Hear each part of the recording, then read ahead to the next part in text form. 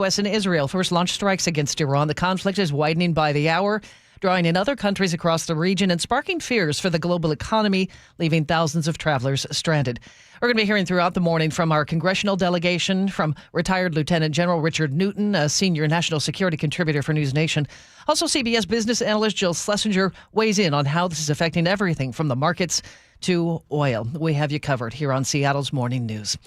It's 5:14. I know you need to get where you're going, so let's take an early check on traffic. Chris Sullivan is here. Yeah, we're not doing too badly out there at this point, Manda. We do have one little crash to tell you about. It's the northbound I-5 off-ramp to 599 there at Interurban.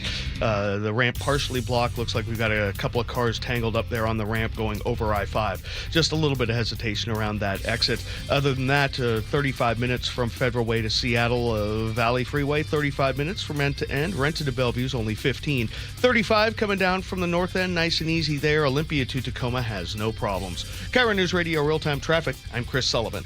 And our forecast, it's going to be another nice day. Lots of sunshine, mostly sunny and 58. Looks like we'll get back to some showers starting tomorrow. Showers on Wednesday and Thursday and Friday as well. Highs back down to the low 50s, but a nice sunny 58 today. Right now in Seattle, partly cloudy and 36. This is Seattle's Morning News. Your best source for local news, serving Western Washington and the world with the KIRO Newsradio App. Always streaming live on your smart speakers. You're listening to KIRO Newsradio, Northwest News. This hour of Seattle's Morning News is brought to you by Closets by Design Seattle. Chokepoints with Chris Sullivan. With Chokepoints, we try to answer listeners' questions. It can be as simple as a neighborhood stop sign, or it can be as big as the budget for transportation. I don't care. I'll find the answer for you. It's really easy to get a hold of me at mynorthwest.com. We have a direct link there that gets right to me. You can also do it in the app. You can hit me up on the text line. Chokepoints, presented by Carter Subaru. Tuesdays and Thursdays on KIRO News Radio 97.3 FM. Hey, it's John Curley with Dr. Kopstein from K2 Vision RLE. Doc, I heard that 50% of Americans have their lenses replaced by the time they're 75. That's exactly right, John. As we near 50, our eye's natural lens starts to become dysfunctional. If you've now added readers to your need for glasses and contacts, it's a sign the quality and function of your natural lens is fading, and it's a steady decline towards cataracts. Don't go another 20 plus years with poor vision, hassling with contacts and readers. Do what I did. Choose a quick, painless refractive lens exchange from K2 Vision RLE and start enjoying great vision now. Our new lens technology is truly amazing. After replacing over 100,000 lenses, we have the experience to guide each patient to their best solution, even if that's recommending you wait a little while before RLE. K2 Vision RLE can restore distance and near vision permanently, plus never develop a cataract. Read the reviews and schedule a free Zoom consultation now at k2visionrle.com. Yep, it's raining out there. Integrity Roofing and Construction is your trusted local roofing team. Integrity offers free estimates, and their customer satisfaction speaks for itself. They'll keep your home leak-free and protected from the northwest rains. Visit integrityrc.com to schedule a roof assessment or video inspection today. With years of experience in roofing and restoration, their skilled team can help with a simple roof repair or a full renovation. Don't wait until the next storm hits. Schedule your free estimate today. Visit integrityrc.com. That's integrityrc.com. For more than 50 years, the voice Seattle trusts. This is Seattle's Morning News on KIRO News Radio. It's 5:18. We continue to follow breaking news this morning. It is day 3 of the U.S. war with Iran. We want to take you back live to the Pentagon now. This is Chairman of the Joint Chiefs, General Dean Cain. As the Secretary laid out, our military objectives are clear. Our mission is to protect and defend ourselves and, together with our regional partners, prevent Iran from the ability to project power outside of its borders, and be ready for follow-on actions as appropriate. Across every domain, land, air, sea, cyber, the U.S. Joint Force delivered synchronized and layered effects designed to disrupt, degrade, deny, and destroy Iran's ability to conduct and sustain combat operations. On the U.S. side, this marked the culmination of months and in some cases years of deliberate planning and refinement against this particular target set. from precision strikes against key military infrastructure to persistent intelligence and targeting integration to the close coordination of the components across vast distances. This operation, again, demonstrated America's reach, readiness, and professionalism, and that of our joint united force. It was historic not only in the operational scope, but in the level of joint integration displayed across every element of the joint force. And as I said earlier, this work is just beginning and will continue. So now to talk a little bit about setting the force and setting the theater. On the order of the Secretary of War over the last 30 days to reinforce deterrence and provide the President with credible options should action be required, the Joint Force began to systematically reposition assets and personnel across the region. These movements ensured that U.S. forces remained postured, protected, and ready to respond decisively for any emerging threat. This deployment included thousands of service members from all branches, hundreds of advanced fourth and fifth generation fighters, dozens of refueling tankers, the Lincoln and Ford Carrier Strike Group and their embarked air wings, sustained flow of munitions, fuel, supplies, all supported with command and control, intelligence, surveillance, and reconnaissance network. And the flow of forces continues today. In fact, Admiral Cooper will receive additional forces even today. This rapid buildup of forces demonstrated the joint forces' ability to adapt and project power at the time and place of our nation's choosing. I want to highlight a couple specific cases for you. The Gerald R. Ford Carrier Strike Group, which many of you know was down in the Western Hemisphere, redeployed across the Atlantic to set the theater. The ship, her crew, their families, and the entire strike group took a deep breath, and as they always do, began planning to conduct combat operations. The integrated Reserve and National Guard forces have continued to demonstrate the value of America's reserve forces, including the Wisconsin Army National Guard operating in Kuwait and Iraq, and Air National Guard units from a variety of states to include Vermont and Virginia. In the case of the Vermont Air National Guard and the 158th Fighter Wing, they were mobilized for Operation Absolute Resolve and then were tasked to take their F-35As across the Atlantic instead of going home to be prepared to support this operation. The same is with our Air National Guard and Air Force Reserve Command tanker and mobility forces who stepped right out of their civilian jobs to deploy and to protect the region.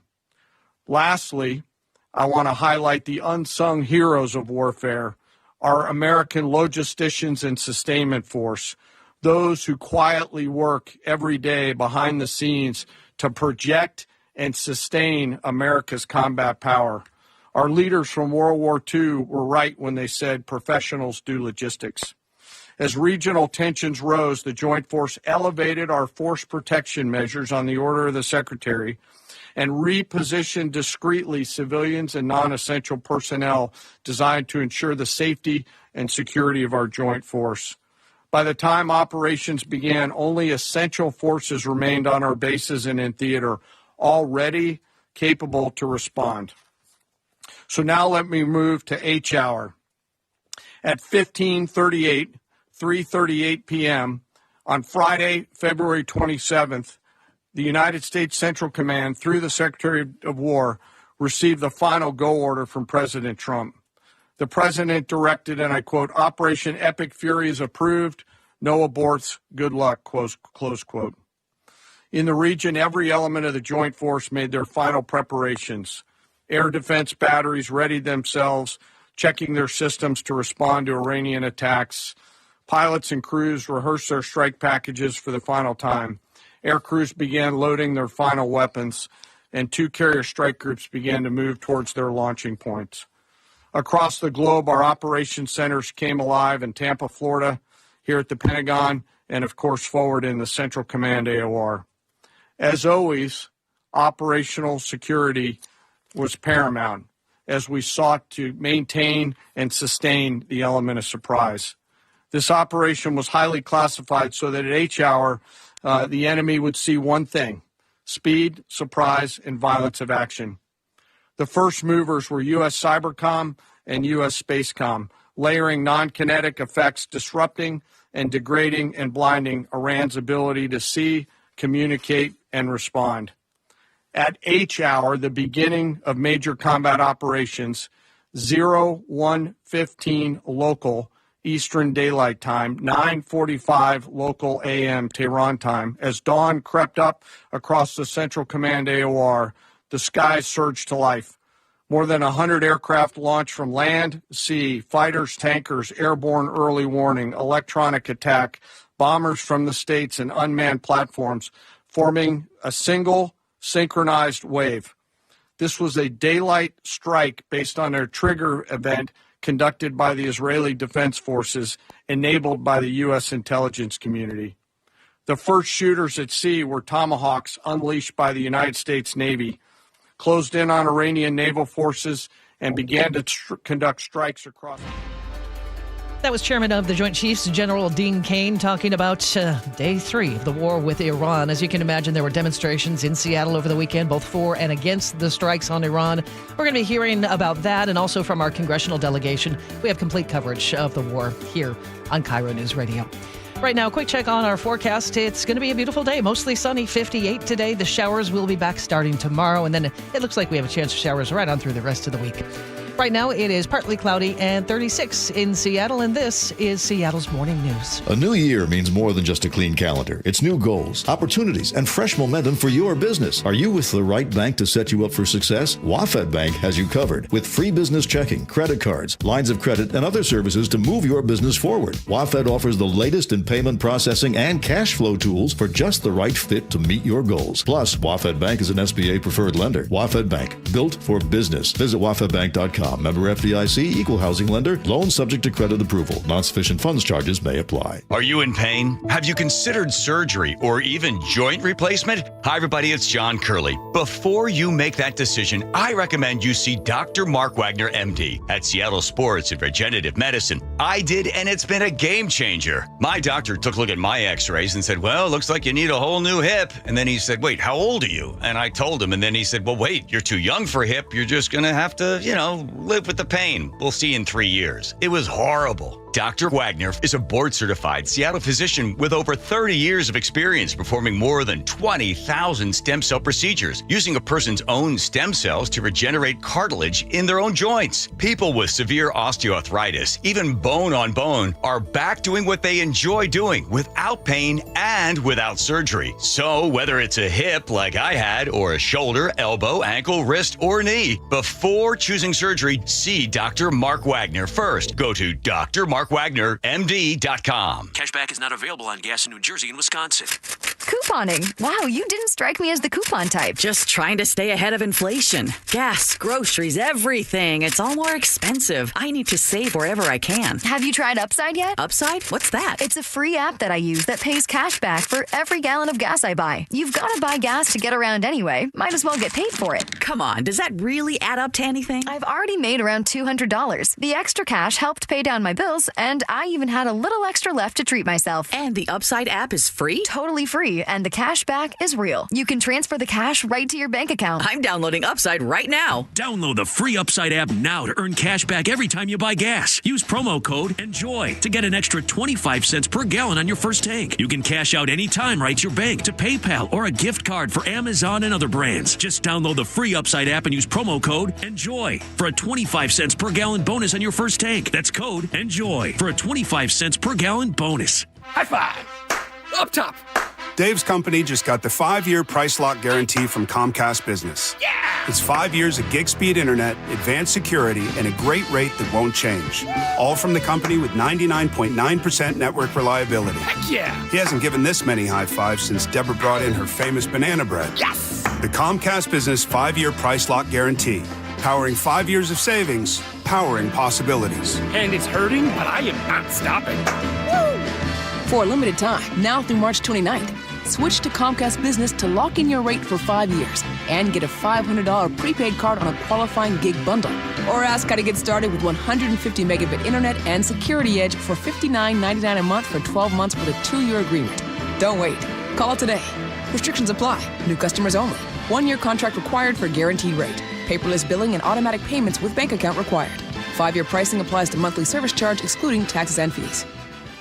I saw her texting, coming up to a stop sign, and so I saw the accident coming, and she T-boned us. In the blink of an eye, Crystal's life changed when she suffered a severe spinal injury. The pain was something I had never experienced before in my neck. I got massage therapy. I saw a chiropractor. I was prescribed muscle relaxers so I could sleep. I got depressed. Nothing was relieving the pain. Drugs, sleepless nights, and depression. Sound familiar? I'm Dr. Mark Shelley, a chiropractic physician and board-certified functional neurologist. At Sound Pain Solutions, our treatments include high-dose laser combined with spinal decompression and other comprehensive therapies to rehabilitate damaged discs. We use treatments that are non-surgical, FDA-cleared, drug and pain-free. I was able to get off my pain medicines, and I was able to sleep through the night, and that was what I was desperate for. To learn if you're a candidate for our treatment, call us. Sound Pain Solutions. 855-996-0025 or click soundpainsolutions.com. The team that gave me back my full head of hair, Advanced Hair, is once again the winner of the 425 Business of the Year. Dr. Perungo and his world-class team begin regrowing your own natural hair the very next day. And Advanced Hair guarantees your new hair will grow, just like they did for me. Find out why Advanced Hair is the best of the best. With your free consultation, you'll receive $250 off and 250 free hair grafts. 425-449-8185 or advancedhair.com. Staples has hot deals on everything for your business, like up to $125 off your print order. Ends 4/18, exclusions apply. Visit staples.com/print for details. This is Chris Davis with the Davis Law Group. Did you know that a pedestrian does not have to be crossing the street on a marked crosswalk to have a successful legal claim against the driver? Pedestrians can even be partially at fault for a collision and still have a valuable claim. Call us today for a free consultation or get my free book on pedestrian accident law at WashingtonAccidentBooks.com. That's Davis Law Group, better service and even better results. KIRO News Radio 97.3 FM Northwest News. Now, the latest from KIRO News Radio and mynorthwest.com. Good morning. It is 5:31. It is day 3 of the U.S. war with Iran. 3 American fighter jets have been shot down over Kuwait. CBS News senior national security correspondent Charlie DeGatta has more from Tel Aviv. Footage appears to show flames shooting from the F-15 Strike Eagle fighter jet before it spirals out of control in the skies above Kuwait. One of 3 F-15s apparently downed by friendly fire. The pilot ejected and was filmed recovering in the trunk of a car after the aircraft were mistakenly hit by Kuwaiti air defenses. All 6 aircrew ejected safely, according to a statement from U.S. Central Command. Representative Adam Smith, the ranking member of the House Armed Services Committee, calls the war in Iran a big mistake and says the president's intentions are unclear. We're in a full-scale Middle East war. We don't know exactly what it is that success would look like. What are we trying to accomplish? And how long is it going to last? Smith agrees the Iranian government has repressed, terrorized, even killed its own citizens, but he says going to war with Iran is not the answer and that he would have preferred more diplomacy. While the majority of our state's delegation opposes the war, a Spokane area lawmaker supports the president. Eastern Washington Congressman Michael Baumgardner, a Republican representing Spokane and Walla Walla, says all Americans should appreciate the leadership and capability being shown by President Trump.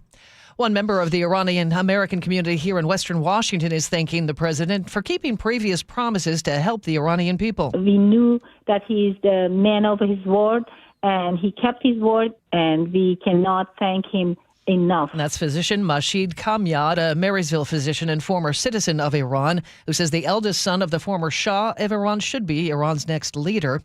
A big crowd opposed to military action gathered at Seattle's Pike Place Market Saturday. Some 200 to 300 opponents of the airstrikes speaking out, some carrying Palestinian flags. The group marched down Pike Street, then returned to the market's main entrance. KIRO 7 TV spoke to one protester. We are here to show a unified front saying no war with Iran. We are demanding that the U.S. military stop bombing Iran now and stop, pull back our military hardware, right? Like, we have no business being there. We continue to keep our eyes and ears on a news conference underway this morning at the Pentagon. We'll have the latest on that as it comes in.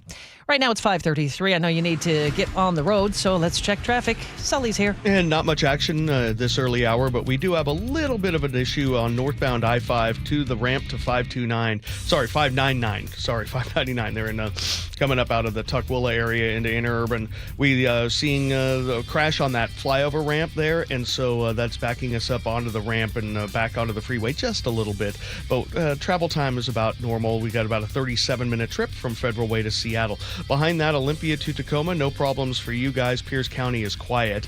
Puyallup to Renton's only 35 minutes. Renton to Bellevue, 15. Coming down from the north end, a little westbound slowing on the trestle, but that not too bad. We have 35 minutes from Everett to Seattle or Everett to Bellevue. KIRO News Radio Real-Time Traffic, I'm Chris Sullivan. One more really nice day and warm, 58 in the sunshine for today. And then we're going to see clouds tomorrow, occasional rain, and 53. Scattered showers Wednesday, Thursday, and Friday as well. So enjoy today. A nice, warm, sunny day. It's partly cloudy and 36 in Seattle right now. Your best source for local news, serving Western Washington and the world with a KIRO Newsradio app. Always streaming live on your smart speakers. You're listening to KIRO Newsradio Northwest News. Hear it live, stream it online, watch the show, or catch the podcast anytime. Seattle's Morning News, wherever you are. It's now 5:35, Seattle's Morning News for your Monday. A look inside the history, evolution, and the future of Hollywood.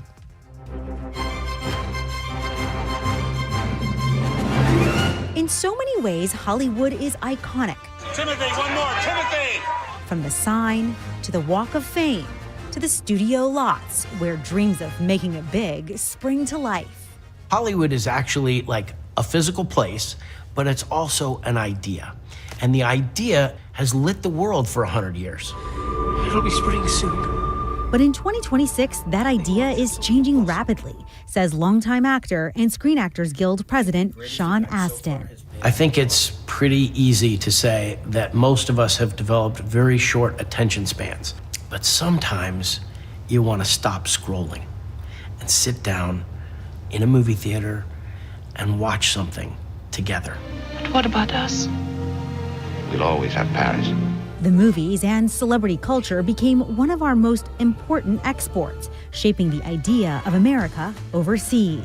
Legendary film critic Leonard Maltin. Well, in some ways, the evolution of Hollywood is the evolution of technology, and it's often on the cutting edge of technology. Look at CGI, computer-generated imagery. No one could have predicted the impact that Netflix would have. They really disrupted business as usual. How would you describe the state of Hollywood right now? I think there's anxiety, and there should be. Ted Sarandos is the co-CEO of Netflix. We are intentionally located right now in the center of Hollywood. The idea of this is that we wanted to kind of plant a flag and say that we want to be part of the next century of Hollywood. Technology has kind of driven every advancement in Hollywood. The pandemic and recent strikes have sent many Hollywood jobs into thin air, and some leading figures warned that AI could further erode livelihoods here. People believe it's a dream come true to work in TV and movies, but that's becoming harder. Is the entertainment industry dying here? Absolutely not. Every development requires a skilled team of people to do the work. Those people are here in California. But so many people are saying to us, we're not getting enough work these days. I think what happens is there's been a lot of competition for production. And California, with all of its history and all of its legacy, they also have to compete more. Georgia and New Jersey most recently. Hollywood is shifting. Filmmaker and actor Nicole Collins and her daughter, Aiden Enkelard, who recently appeared in Sinners, just moved back to New Orleans from Los Angeles. I knew that coming back home was the right choice for us mentally, emotionally, financially. Los Angeles feels like it's even dried up. But for Sarandos, making movies and TV shows anywhere in America is what matters. No one in the world is better than the United States at telling the world stories. It's also really rooted in our own First Amendment. I think that freedom that this country stands for has led to the great storytelling that has led to this great industry. However Hollywood transforms the future, it's that ideal that keeps so many people watching. What do you hope Hollywood will bring to Americans going forward? I hope Hollywood continues to be an idea that lights the world with inspiration, with joy, with meaning. For CBS Mornings, I'm Jolene Kent in Los Angeles. It's 5:39. National headlines coming up here on KIRO Newsradio. The John Curley Show. When people sit there and they see people with the American flag and they're utterly disgusted because they associate the flag and USA with Donald Trump, don't do that. You're doing yourself an amazing disservice. Weekdays 3 to 7. You could dislike Donald Trump, but you can still love America. It's like discounting Photograph from Nickelback, which is actually a pretty good song. Think of the fact that you love this country, and what you love about it is it's inclusive. Good. Include others. Watch the John Curley Show live on YouTube. Xfinity Tech Support, Matthew speaking. Hi, I live in a pretty remote place, like Jurassic Park remote. Oh! Wow. Will Xfinity Mobile work out here? Yep, the combination of reliable Wi-Fi and 5G makes it so that you can stay connected in all kinds of places. Plus, you get access to ultra-fast speeds and coverage, whether you're poolside or out live streaming with a T-Rex. Hold still, you're about to go viral.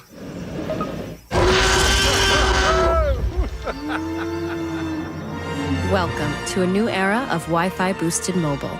Cut your mobile bill in half with 2 lines of unlimited. Discover a new era of Wi-Fi boosted mobile at xfinitymobile.com. Xfinity. Imagine that. Watch Jurassic Park with Xfinity. Savings comparison based on promotional rate for 2 lines of Xfinity Mobile Unlimited versus 2 lines of T-Mobile Experience More, Verizon Unlimited Plus, and AT&T Starter as of February 10th, 2026.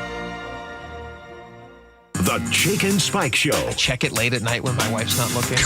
Weekdays noon to 3. My favorite thing on my phone, which is my weather app. First thing? Yeah, absolutely. On KIRO News Radio on 97.3 FM and the KIRO Newsradio app. Free consultations, no fee guarantees, 5-star reviews. JP Pendergast with Pendergast Law explains the importance of going beyond these familiar offerings. Accident victims want an attorney, Tom, that satisfies their needs. Someone who handles those needs with the highest degree of care.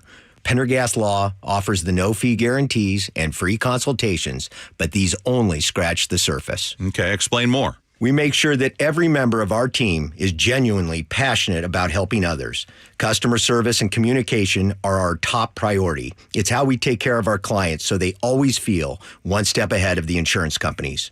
Our strong reputation for high standards provides comfort and confidence when it's needed most. Pendergast Law offers the free consultations, the no-fee guarantees, and of course, they are 5-star rated. But what really makes them different is their genuine passion for helping others. I can't recommend them enough. If you or a loved one has been injured in a car accident, call Pendergast Law. We can help. That's PendergastLaw.com. The first few steps that I took in the morning were pretty painful. This is Carlos. I mean, I had been told by multiple orthopedic surgeons that there was no alternative for me. That wasn't what he wanted to hear. You see, Carlos is an active guy. I played basketball, and for 3 to 4 days after, my knees would just be so swollen. And now I can play basketball, and there is no swelling. There is no pain in the knees. No swelling, no pain, because Carlos went to see Dr. Mark Wagner, MD, at Seattle Sports and Regenerative Medicine for stem cell therapy. I'm just happy to be able to be out there. And then knowing that tomorrow I am not going to suffer for this.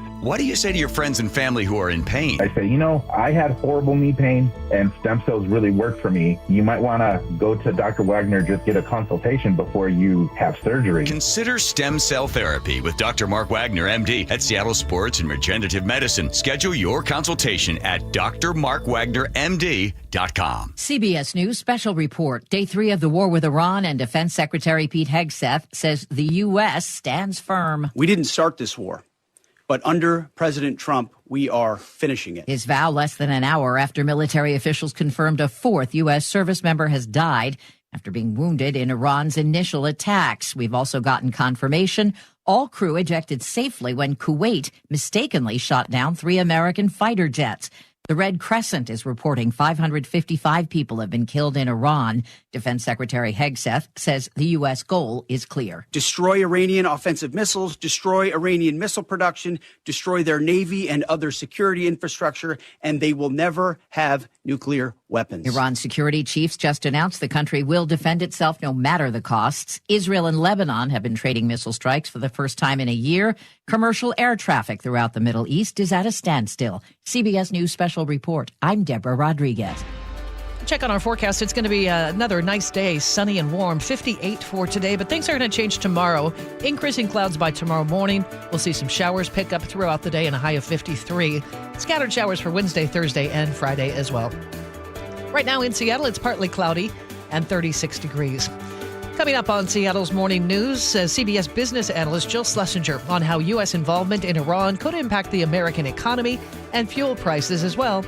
That's on the way here on KIRO Newsradio. Gold demand is skyrocketing to record highs. As more Americans rush to preserve their savings, will there be enough gold? I'm Dr. Ron Paul, and I believe physical gold is the only way to truly protect your 401k or IRA savings. Gold offers tangible security that can't be tracked, stolen, or inflated. That's why I strongly advocate for gold IRAs. To learn more, text the word SECURE to 989898 now. Birch Gold Group will send you a free info kit on gold IRAs. Birch Gold is the only gold company I trust, and their thousands of great reviews prove I'm not alone. So don't wait another second. Protect your retirement savings today and see how easy it is to move your IRA or 401k into physical precious metals. Text SECURE to the number 989898 for your free gold IRA info kit. Again, SECURE to 989898.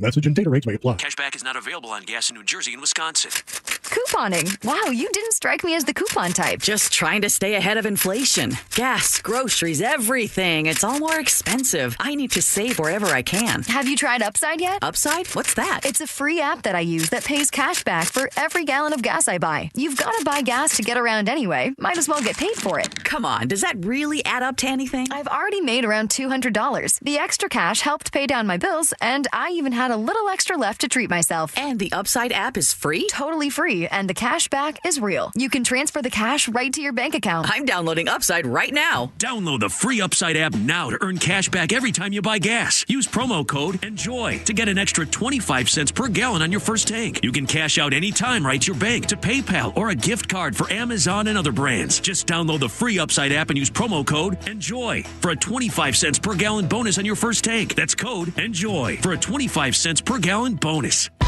Seattle's Morning News on KIRO News Radio. All eyes on the market this morning as there is much uncertainty over the situation in the Middle East. We're joined now by CBS money analyst Jill Schlesinger, who is here to give us some insight. Jill, what will you be watching for this morning? Well, we're watching markets. I don't think this is surprising, having a war erupt over a weekend, that you would wake up and see that stocks are down, that gold and oil up, and bonds are actually creeping up in terms of prices, which means yields are dropping. But there is nothing that's unexpected relative to the news flow, meaning that, of course, you would imagine that oil would be up 8 or 9 or even 10%, and that stocks would sell off. But, stocks aren't going crazy. They're down 1.5%. So I think that this is what we might imagine would occur. The real question is, how long does this all last? Because if it is days, even weeks, okay, I think that markets can absorb that. But if it spreads out into a major conflict across the entire Middle East, and oil production, not just in Iran, but in the other OPEC nations, is disrupted, then all of a sudden we're looking at something very different. We're not there right now, but that is really the question. How long it lasts and how does it spread? And you speak of oil, and that is something everybody needs to drive around. Is that baked in for oil companies, that they will have minor or perhaps even moderate disruptions and the price doesn't go through the roof like it has in years past? Well, there's a couple of actual on-the-ground factors that have shifted. I looked this up early this morning just so you get a sense of it. if I go back to 1978, which is before the last major crisis in Iran occurred, and that was, remember, that was the big change in the oil market, and things really rocketed higher, and we had, big, terrible impact here in the United States. At that time, Iran was producing 8.5% of all oil production around the world. Now it's down at 5.2%. And, U.S. oil production has increased since then. So we were about 15.5% back in 1978. Now it's almost 19%. I think the biggest issue with all of this is that, at that time, when you saw a big change in energy prices, it impacted the U.S. economy in a more significant way. The economists look at this, they call it oil intensity, meaning like the impact of oil on the overall economy just because of, fuel efficiencies and the way that we actually use oil and gas now. And now we know that it has a smaller impact on the whole economy. So all of these things really do tell us that, again, depending on how long this lasts, we may not see as big of an impact. Oil companies themselves, of course, are always on top of this. But I think that the reality is that, we're going to really see, will Iran's oil infrastructure hold up? And then what's going to happen with these other producers? Is Iran going to say on the defensive, we're going to take out all of these Saudi facilities? That's going to be huge because the Middle East still is a big producer of oil across the globe. Right now, almost a third of all oil production takes place in the Middle East, like 31%. It was more in 1978, but it's only 30. It's going from 34 to 31, so not that much. And I guess I should say right now, listen, there are lives on the line. People are dying in this, and I understand that. The money angle is certainly one facet of this story, but obviously, I think I speak for you as well, Jill. The big concern is lives on the line, and we are very concerned and care about them. So I just wanted to make sure we said that, and so we don't sound like we're not missing the bigger picture.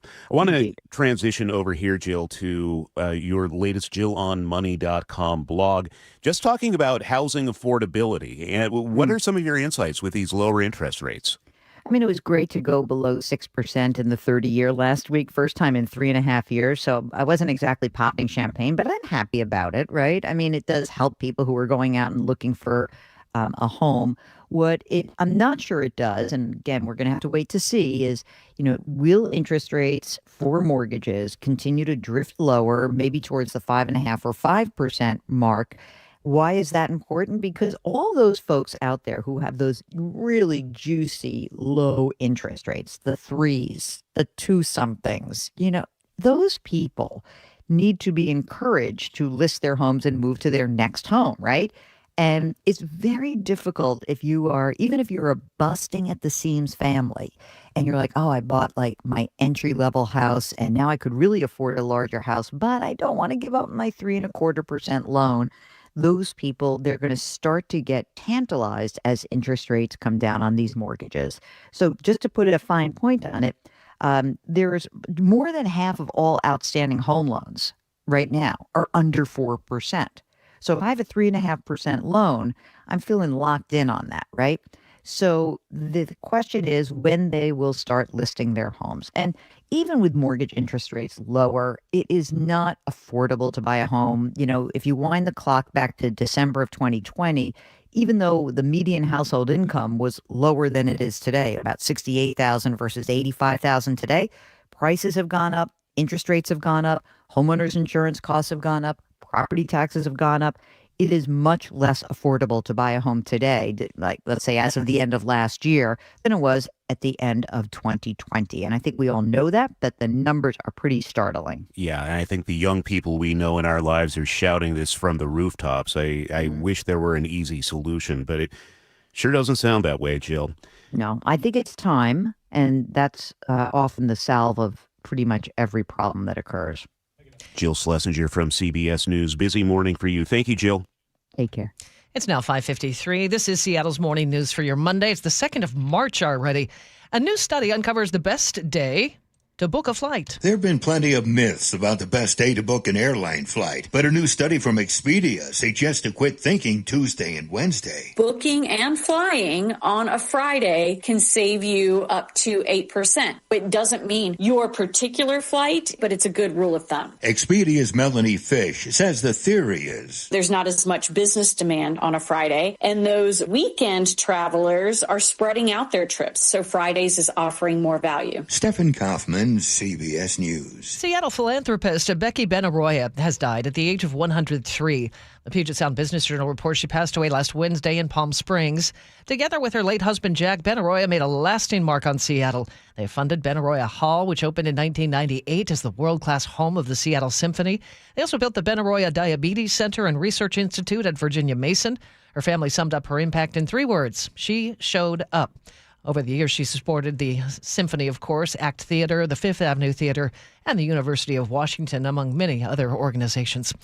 And if you want to catch a lunar eclipse, you'll have to stay up late tonight, or just get up really early when we do tomorrow. The first total lunar eclipse of 2026 will be visible across Washington early tomorrow.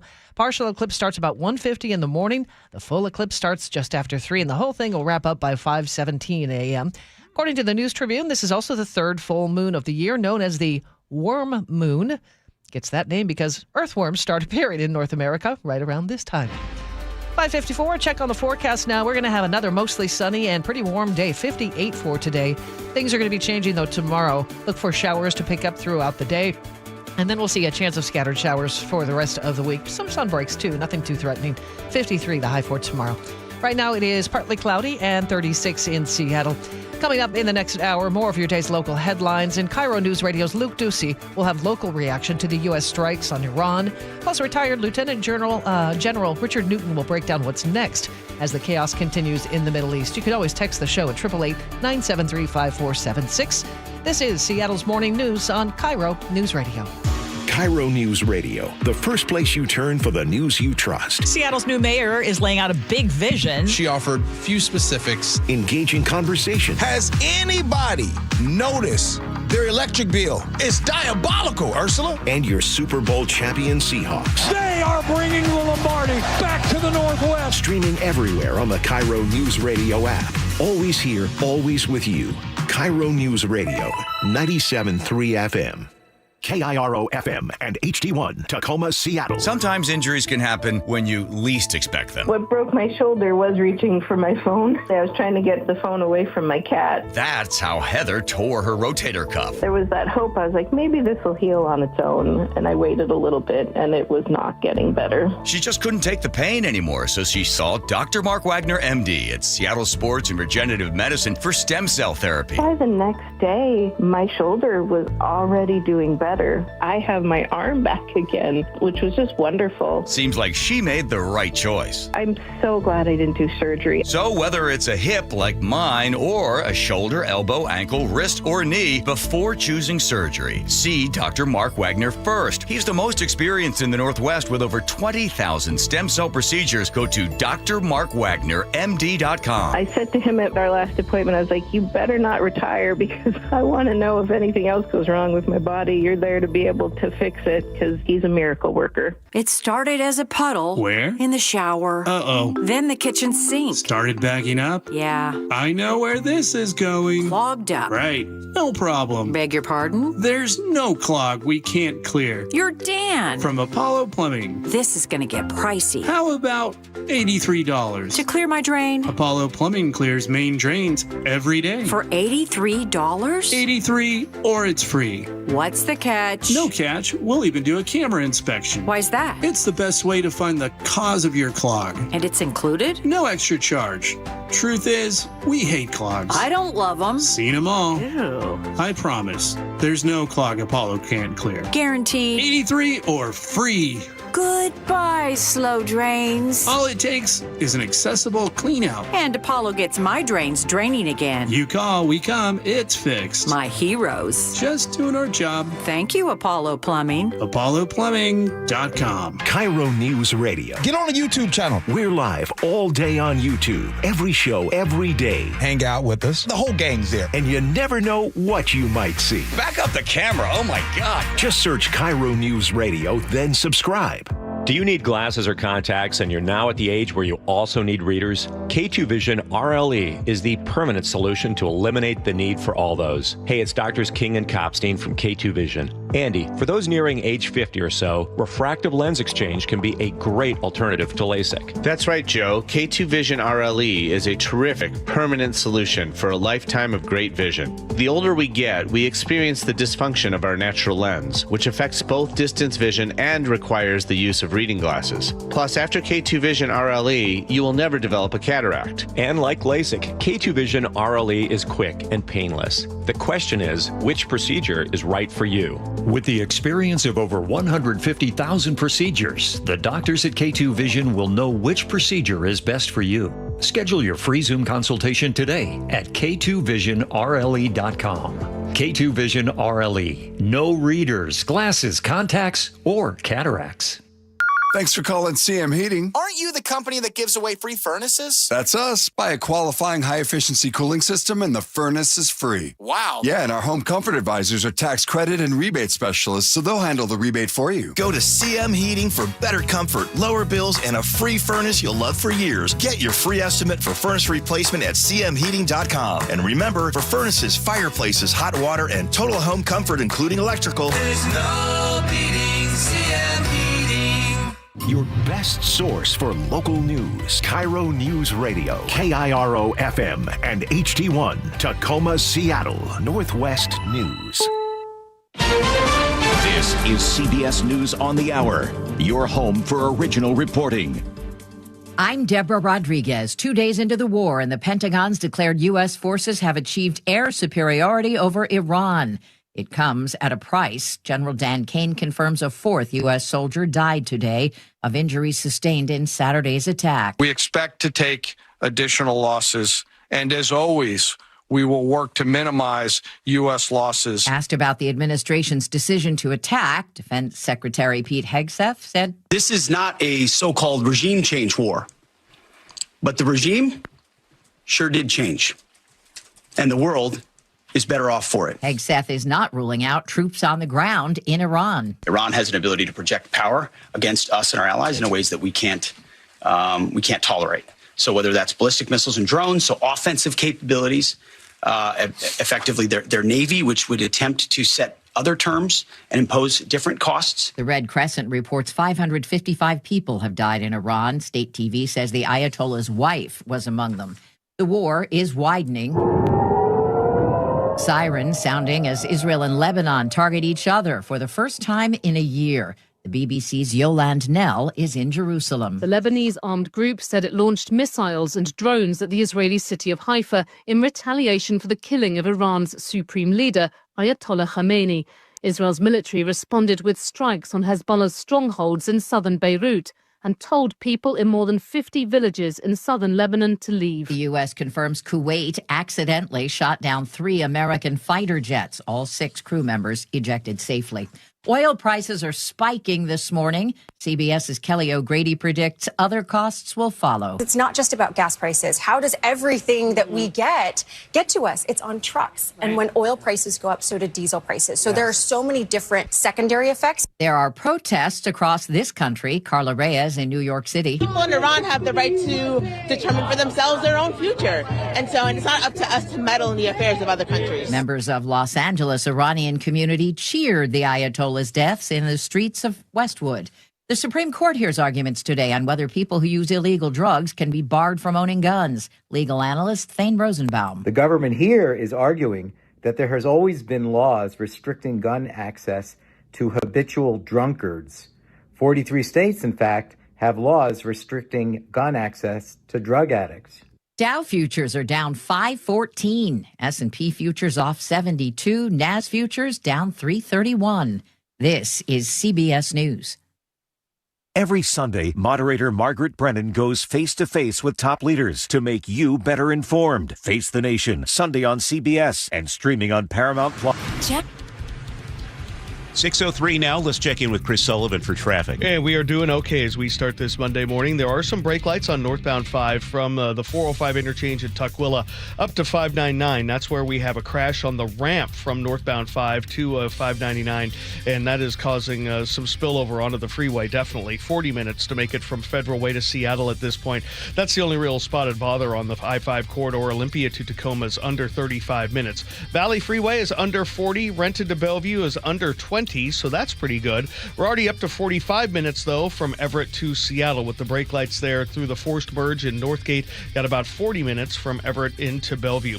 KIRO Newsradio Real-Time Traffic. I'm Chris Sullivan. Now, the latest from KIRO Newsradio and MyNorthwest.com. Live from East Lake Avenue. You're listening to Charlie Harger and Manda Factor, Seattle's morning news. Good morning. It's 6:04. Members of Congress on both sides of the aisle are speaking up after the U.S. and Israeli attack on Iran. Representative Adam Smith calls the war in Iran a big mistake, and Congressman Michael Baumgardner calls it important and necessary. KIRO News Radio's Luke Ducey is following all of this and joins us with more. Now, Charlie, the two congressmen speaking over the weekend on this issue. Smith, who is also the ranking member of the House Armed Services Committee, says he agrees that the Iranian government has terrorized and even killed its own citizens, but he says the going to war is not the answer. We're in a full-scale Middle East war. We don't know exactly what it is that success would look like.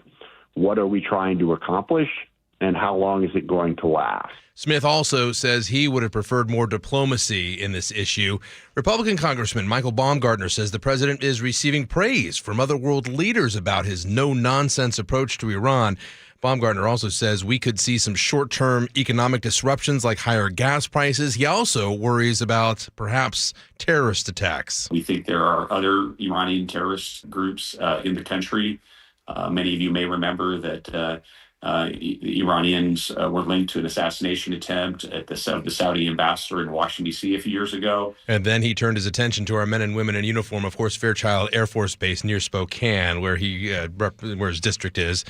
Some 50,000 troops, I should say, are also serving in the Middle East in and around Iran right now. And they play an important role for us, but they do sacrifice a lot, including potential security. So it's something that we hold dear. And Smith, we should say, also acknowledged that as well. Regardless of how I feel about the wisdom of this attack, it's a risky, dangerous time. Certainly my thoughts and prayers are with our troops and their families. So those are our politicians, obviously, on this issue, two of them anyway. Coming up at the bottom of the hour, what are Iranian Americans thinking? And we have a large population of Iranian Americans here in Western Washington, of course. We're going to hear from them and their reaction to what's going on coming up. Okay, Luke, it's 6:06 as we continue on Seattle's morning news. Demonstrators marched from the Federal Building in downtown Seattle to Pike Place Market yesterday. This man tells KIRO 7 he supports the U.S. strikes in Iran. We had to stop. We could not, we meaning the whole world, we could not sit back and let government of Iran to do what they are doing. What Iranians want, they want freedom. They want the essential things of life. On Saturday, a caravan of those supporting the strikes made its way from Bellevue to Seattle. Demonstrators also gathered in Seattle to speak out against the war. We are here to show a unified front saying no war with Iran. The activist group Seattle Against War organizing a protest of hundreds of people. They marched around downtown with a focus on Pike Place Market. Their message was clear: get U.S. troops and resources out of Iran. Stop bombing Iran now and stop, pull back our military hardware, right? Like, we have no business being there. Senator Maria Cantwell called the Iranian government an enemy of the U.S., but stressed that this action needed congressional approval. KIRO 7 TV's Jack Bilyeu reporting. And troops from Western Washington are now involved in the operation. The Navy released photos over the weekend showing E-8 18G Growlers from Naval Air Station Whidbey Island launching from the aircraft carrier USS Abraham Lincoln. The jets are part of the Electronic Attack Squadron 133, known as the Wizards. They're flying combat support missions as part of Operation Epic Fury. The Abraham Lincoln is currently operating in the Arabian Sea under U.S. Central Command. The Growlers specialize in electronic warfare, jamming enemy radar, and communications. Keeping you informed since 1974. This is the city's longest-running radio news show. Seattle's Morning News on KIRO News Radio. 6:08 now. Thanks for being here on Monday, March 2nd. A beautiful weekend, man. Oh, my gosh, it was lovely, wasn't it? Yeah, and it sounds like it's going to be nice and warm today. One more day. Something to look forward to. I'm Charlie Harger. That's Manda Factor. We have Chris Sullivan and David Burbank in the studio with us. Frank Lenzi is our editor, and Nick Gracia is at the control board. And this hour of Seattle's Morning News is sponsored by American Crawl Space and Pest Control. Coming up in this hour, retired Lieutenant General Richard Newton joins us to break down this conflict and what we should expect in future strikes. Also, our weekly report from Casey McNerthney at the King County Prosecutor's Office. 6:08 now. The controversial income tax bill cleared another hurdle, but Governor Bob Ferguson says it still has a long way to go. The House Finance Committee passed the measure Friday evening on a 9-6 vote. Republicans remain fiercely opposed. The committee made several changes, including stripping out a tax break for large corporations and eliminating the sales tax on diapers. But Ferguson says the bill doesn't go far enough to provide relief to families and small businesses. The measure would tax household income above $1 million at 9.9% starting in 2029, expected to hit the House floor in the coming days. Electric vehicle makers Rivian and Lucid could soon join Tesla in selling cars directly to Washington customers. The Washington State Standard reports a bill allowing direct sales passed out of the Senate Transportation Committee Friday. It's the result of private negotiations between the companies and the Washington State Auto Dealers Association, which has long opposed direct sales. Rivian had threatened to spend tens of millions of dollars on a ballot initiative this fall if the legislature didn't act. Traditional automakers are pushing back, saying all car companies should play by the same rules. That bill now heads to the full Senate. A man was shot over a piece of cheap jewelry. This happened yesterday morning in Seattle's Pioneer Square. The SPD says shots were fired on 2nd Avenue near the Pioneer Square light rail station. That victim, bleeding after being hit in the right thigh, is expected to survive, but police say a suspect ran away wearing a shiesty mask, and they say the necklace that he took is only worth about $20. So anyone with information is urged to send tips to police. KIRO 7 TV's Eric Thomas. A driver who rolled his car on I-5 pulled a gun on someone who had stopped to help him. The State Patrol says it happened early yesterday morning, southbound I-5, just south of the King County line in Pierce County. The driver was ejected and lying injured on the ground when a passerby pulled over. When that person refused to give him a ride away from the scene, the driver pulled a gun on him and then ran off into the woods. The passerby wasn't hurt, called 911. Troopers found the driver later that morning after a friend called, saying the man was in the woods and couldn't walk because of his injuries. He's now being treated at the hospital. A driver going nearly 100 miles an hour in a 35 zone led deputies on a chase in East Olympia before trying to run into a known drug compound. But then they brought out K9 Asher. You're going to get bit! Asher, take this guy! Take this guy, Asher! Take this guy right here, Asher! Right here, Asher! Take that guy! Take him, Asher! Take him, Asher! Yeah, take that guy! Good boy! Driver showed signs of impairment, had drug paraphernalia in the car. He was treated, then booked for eluding, DUI, and possession. A fake dog bark helped catch a suspect in Thurston County. The sheriff's office says a motorcyclist took off from a traffic stop last week and tried to run, but a sheriff's sergeant did his best impression of a police K9. You're gonna get bit! The guy gave up. Asher was unavailable for comment. Exactly. Okay, 6:11 now. Notable passing in Seattle. Philanthropist Becky Benaroya has died. She was 103. Puget Sound Business Journal reports she died Wednesday in Palm Springs. Together with her late husband, Jack, they made a lasting mark on Seattle. They founded Benaroya Hall, which opened in 1998 as the world-class home of the Seattle Symphony. So many other charitable foundations in town. Over the years, she supported the ACT Theater, the Fifth Avenue, UW, and many others. It's now 6:12. We're going to have another nice day. Let's get a check on the weather now, and time to say good morning to KIRO 7 TV's Nick Allard. Hello. Good morning. Nice morning out there. A little bit of fog in the South Sound and some in Snohomish County as well, but most areas are fog-free at the moment with just cold weather. You'll have to scrape your windshield, but then it's all about the sunshine today. Expect to find a beautiful day with highs in the upper 50s and lower 60s. Now, you do have some cold weather. It's anywhere like 26, 27 in Olympia to about 36, 37 in Seattle. But like I said, we're all warming up. Any fog we do see will clear out for some sun. But tomorrow we get more clouds. Gets a little gusty, and in the afternoon we see some showers moving in, and we're going to continue to see some throughout the week. You have rain turning to showers on Wednesday, a few Thursday, rain Friday, and then showers this weekend. Snow levels go up and down. They'll probably be about 5,000 feet tomorrow, then 3,500 feet Wednesday through Friday, then up again for Saturday, back down again for Sunday, so it's going to mean rain and snow for the passes. And then also, do not forget, you got to set your clocks forward this weekend. We got all sorts of weather stuff happening, but at least we get to lose an hour of sleep. Yeah, that was sarcastic. Thanks for bringing me Yeah, down. thanks a lot. You're welcome. Wasn't on my calendar. All right.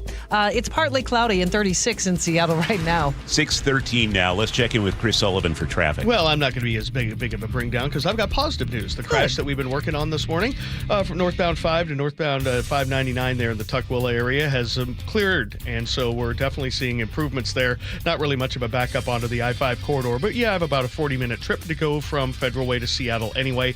Behind that, some off and on braking around DuPont on northbound 5, but really under 40 minutes from Olympia to Tacoma, probably closer to 35. Most of Pierce County is quiet. The Valley Freeway looks pretty good coming out of Puyallup and Sumner. There are brake lights in Auburn, and then a little bit more at the north end. Give yourself about 42 minutes to make the drive. Renton to Bellevue, under 20. The Lake Bridges are fine. Coming down from the north end, a little slowing past 128th. I've been looking to see if there was a crash there kind of at the crest of the hill, working your way and then down to 164th. I haven't found it yet. Also braking at Canyon Park and on southbound 5 at Northgate. 45 minutes already from Everett to Seattle or Everett to Bellevue. KIRO Newsradio Real-Time Traffic. I'm Chris Sullivan. Seattle's tradition for news and conversation. This is Seattle's Morning News with Charlie Harger and Manda Factor. And in the past hour, we heard from Defense Secretary Pete Hegseth at the first Pentagon briefing since the start of military activity against Iran. Today, in their desperation, the enemy is unmasked, as Iranian missiles and drones rain down indiscriminately on the hotels, airports, apartments, and other civilian targets of their neighbors. Cowardly terrorist tactics from a regime that for decades has trafficked in cowardly terrorist tactics, lies, death, and destruction to this day. Secretary Pete Hegseth there. Iran's supreme leader killed, retaliatory airstrikes across the Middle East, and tension boiling over. The U.S. is right in the middle of it. Let's get an update with retired Lieutenant General Richard Newton, a senior national security contributor for News Nation. General, thanks for being with us this morning. Initial thoughts. It's been about 72 hours or so. Make that 48 hours or so since the first strikes. What are your initial thoughts? Well, good morning, Charlie, and Manda as well. Thus far, a bold, near flawless execution of an extraordinary military campaign. First time ever in history we've conducted a joint campaign, sustained campaign with the United States and Israel going against the Iranian regime that have had a grip on the Iranian people really since March of 1979. Unprecedented in terms of scale. As we heard Secretary of War Hegseth and the Chairman of the Joint Chiefs of Staff, Dan Kane, major combat operations kicked off very early Saturday morning. We're now in the third wave, in my view, that I think in terms of as a campaign planner, military campaign planner, of swaths of 24 hours. And so we're in the midst of that third swath of 24 hours. And the focus certainly has been on protecting U.S. forces, but also being prepared for follow-on Iranian reaction. But nonetheless, we are now methodically and systematically going after still Iranian leadership, as well as their retaliatory capabilities, specifically their ballistic missiles, their cruise missiles, their drones, and so forth. We've achieved air superiority, according to Dan Kane, the Chairman of the Joint Chiefs of Staff. But now we're going to be going after the Iranian regime sustainment, to include, as I mentioned, their leadership at the Islamic Revolutionary Guard Corps, elements of their police state, their command and control, and really starting to get into likely their defense industrial base. Not only the storage and the launches of those ballistic missiles, but the production capability to include the drones. A lot to unpack here, but we are just in day three. As Secretary Hegseth said, this is going to be not just for days, but I anticipate for weeks, and we're certainly prepared to sustain that campaign. As late as Friday, General, Iran's foreign minister was saying there was progress on a deal between the U.S. and Iran. So how did we get here? Well, they've been saying that for years. They take a page out of Putin's playbook in terms of Ukraine, delay. And I give credit to the administration and previous administrations, frankly, for trying to engage the Iranians and find a diplomatic solution here. But on Thursday, with our talks in Geneva between the United States and the Iranian Minister of Foreign Affairs, it just no breakthrough. And they're still. Go ahead. Oh, no, I was just going to ask, General. I remember being in a news studio in 2003 and just a sense of relief that morning that we saw troops entering Baghdad, the Iraqi people pulling down the statue of Saddam Hussein. And the feeling then was, oh, this is going to be a quick process. And it was anything but. Is there any sense of a difference here today as opposed to that day 23 years ago? Well, again, this whole effort, and we tried diplomatic solutions back in 2003 as well. But the difference is that what we are creating here under the Trump administration with regard to the aims for Iran is to create the conditions for the Iranian people to make the decision and reclaim their country. Perhaps looking back in history is sometimes in the rearview mirror, but we learn from it. The challenge we had in Iraq moving forward is, as I remember also, Charlie, when that statue came down, our intent here was to create a regime change. But what we did, and mistakes were made, with regard to now doing away with their infrastructure, with taking away their Iraqi bureaucracy and things of that nature, that would prevent Iraq, the citizenry, from really being able to, now move forward and sustain a new government. The aim here, and we've learned from that, I guarantee you, certainly the Trump administration has. This is not for us to occupy Iran at any stretch. This is to create the conditions to topple the theocratic mullahs who've been in control for decades and move forward. It's up to the Iranian people to decide that. What we're providing for are the conditions to get rid of those thugs, as well as those who slaughtered Iranian citizens, but they've got American blood on their hands as well. And that's where we're moving forward with. And so I think that's what you're going to see. But in the meantime, in order to create those conditions, we've got to go after the elements of the Iranian regime that are not only, slaughtering Iranian citizens, but create havoc in the Mideast against U.S. national security interests, Israel. And now, since they've actually used their ballistic missiles and their cruise missiles to attack our Gulf Arab allies in the region, Qatar, United Arab Emirates, Saudi Arabia, Jordan, and so forth. And so a lot to play out here, but it's different. It's good to learn from that, however, Charlie. But I don't think we've got a situation where we're going to see Iraq redone. How much do we know about the plan itself? Would you expect to see American boots on the ground? Man, I do not. What I do expect, I see plenty of boots in the air, boots from the sea, and so forth, but not at this juncture would I anticipate that, nor do I think that's planned for.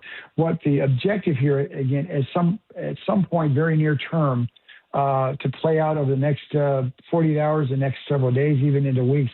Let me underscore this point, is really to go after the Iranian regime, their ability to sustain the regime, as I mentioned, go after the Islamic Revolutionary Guard Corps, their leadership. It's the IRGC that actually holds an iron fist amongst the Iranian people at the behest of the mullahs who've been in power since, as I mentioned, in 1979. Go after the besieged militia, or at least elements of the besieged militia that we call them the pipe swingers, that about 1 million of them. They're the ones that go after the Iranian citizens in the streets. Actually, we saw them being shot literally on nearly a lot of corners there back in January. Certainly go after the elements of the police state, go after the Iranian regime's command and control and so forth, again, to create those conditions for the Iranian people to rise up. General Newton, you know a thing or two about military aircraft. I want to ask you about these EA-18G Growlers from Naval Air Station Whidbey that are launching off the Abraham Lincoln in this. How important are the actions of an electronic attack squadron? Charlie, extraordinarily important. All elements of U.S. power have really been integrated and synchronized. And I was, by the way, commander of the 1st B-2 Stealth Bomber Squadron commander. We had on almost the first couple hours of the campaign when it kicked out at 1:15 in the morning Eastern time on Saturday morning, about 9:15 or so on Tehran time in the morning.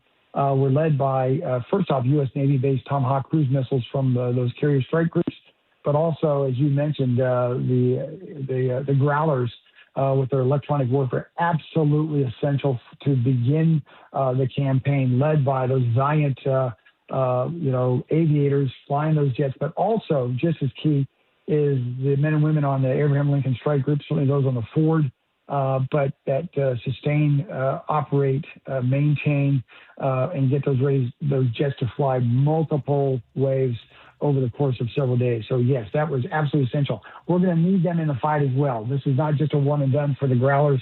They will be sustained in their campaign, their air campaign, and part of a larger combined air campaign. This happens to be from the sea, from these jets, but they'll be in the fight for a long period of time. They proved their mettle also, not only here in this current complex in Epic Fury, but if you recall, just back in early January, went after Madaro in that raid. They were essential then; they're essential now. All right, Lieutenant General Richard Newton from News Nation. Thank you so much for your time this morning.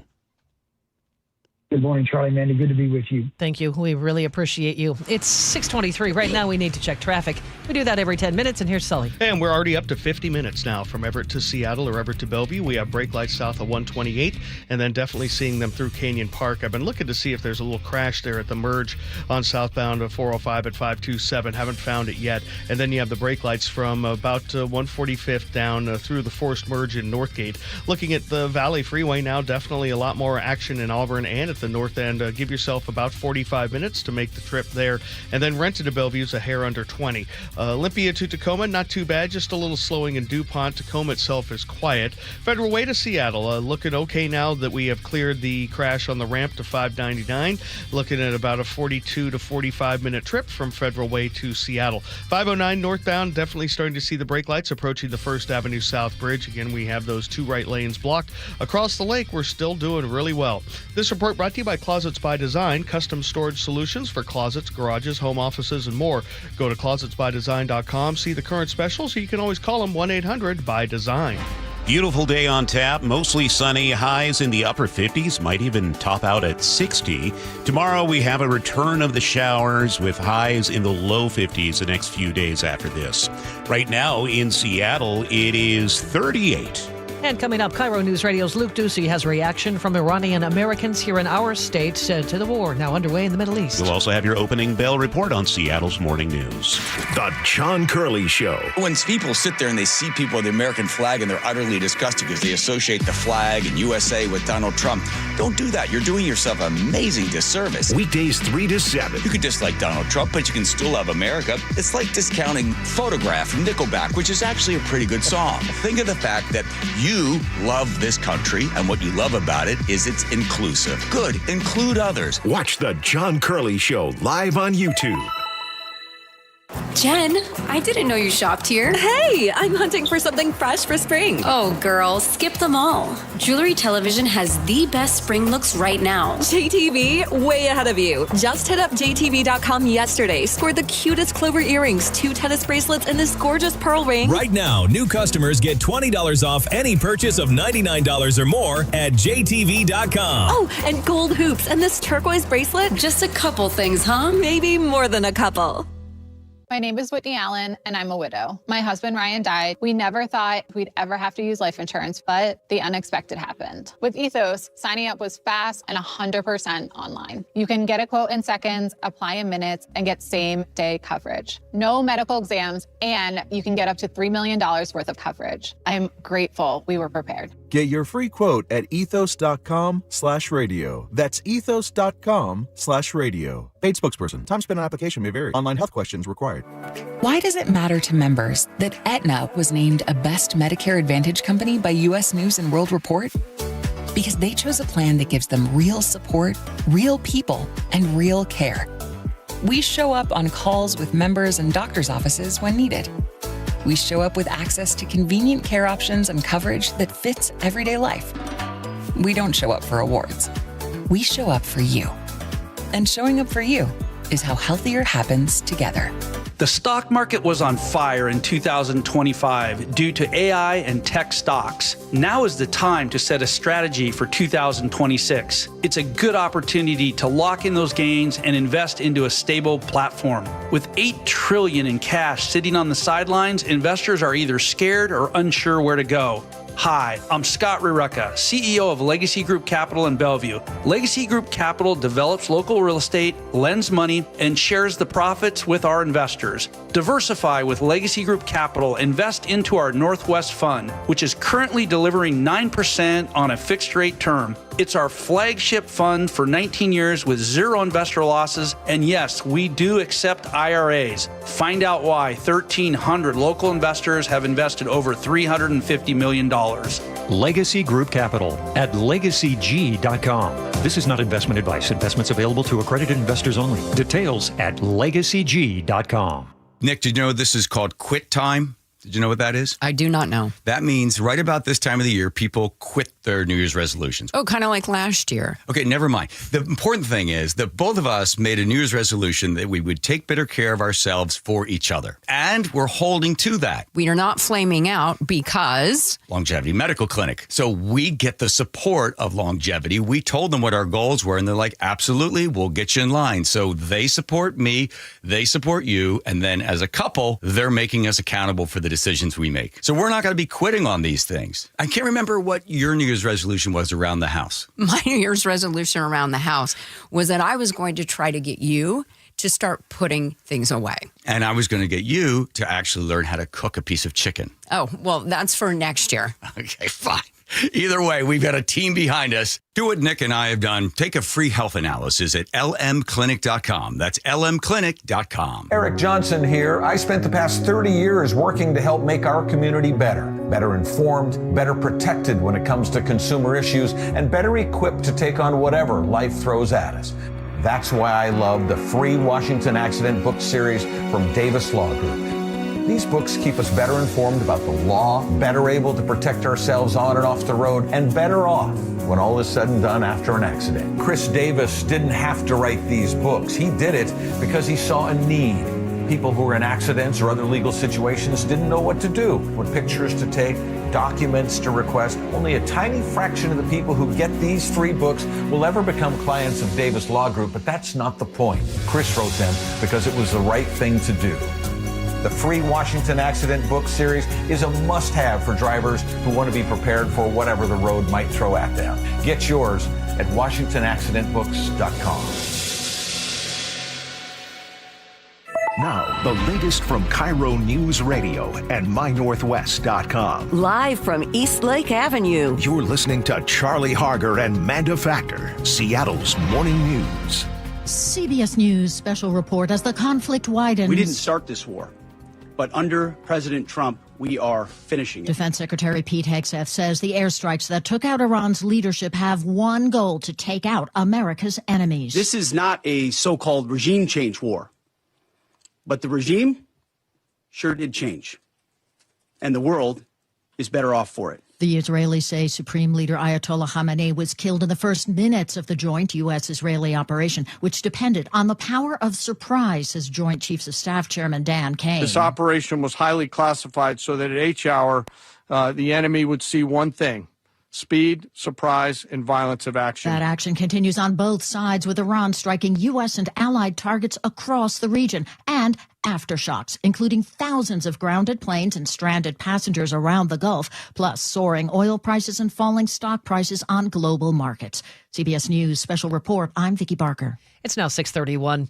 Many Iranian Americans here in the Pacific Northwest are thanking the Trump administration for helping overthrow the current regime. And KIRO News Radio's Luke Ducey is here with that story. Yeah, many are hopeful that these attacks will lead to new leadership in a country that many were forced to flee almost 50 years ago, including Masheed Kamyab.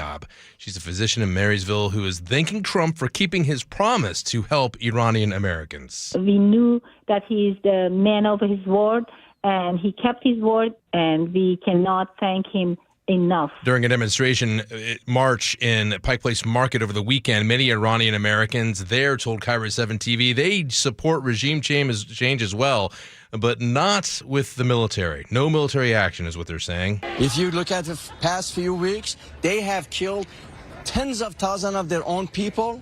They have only one motive: to get rid of Israel with no reason.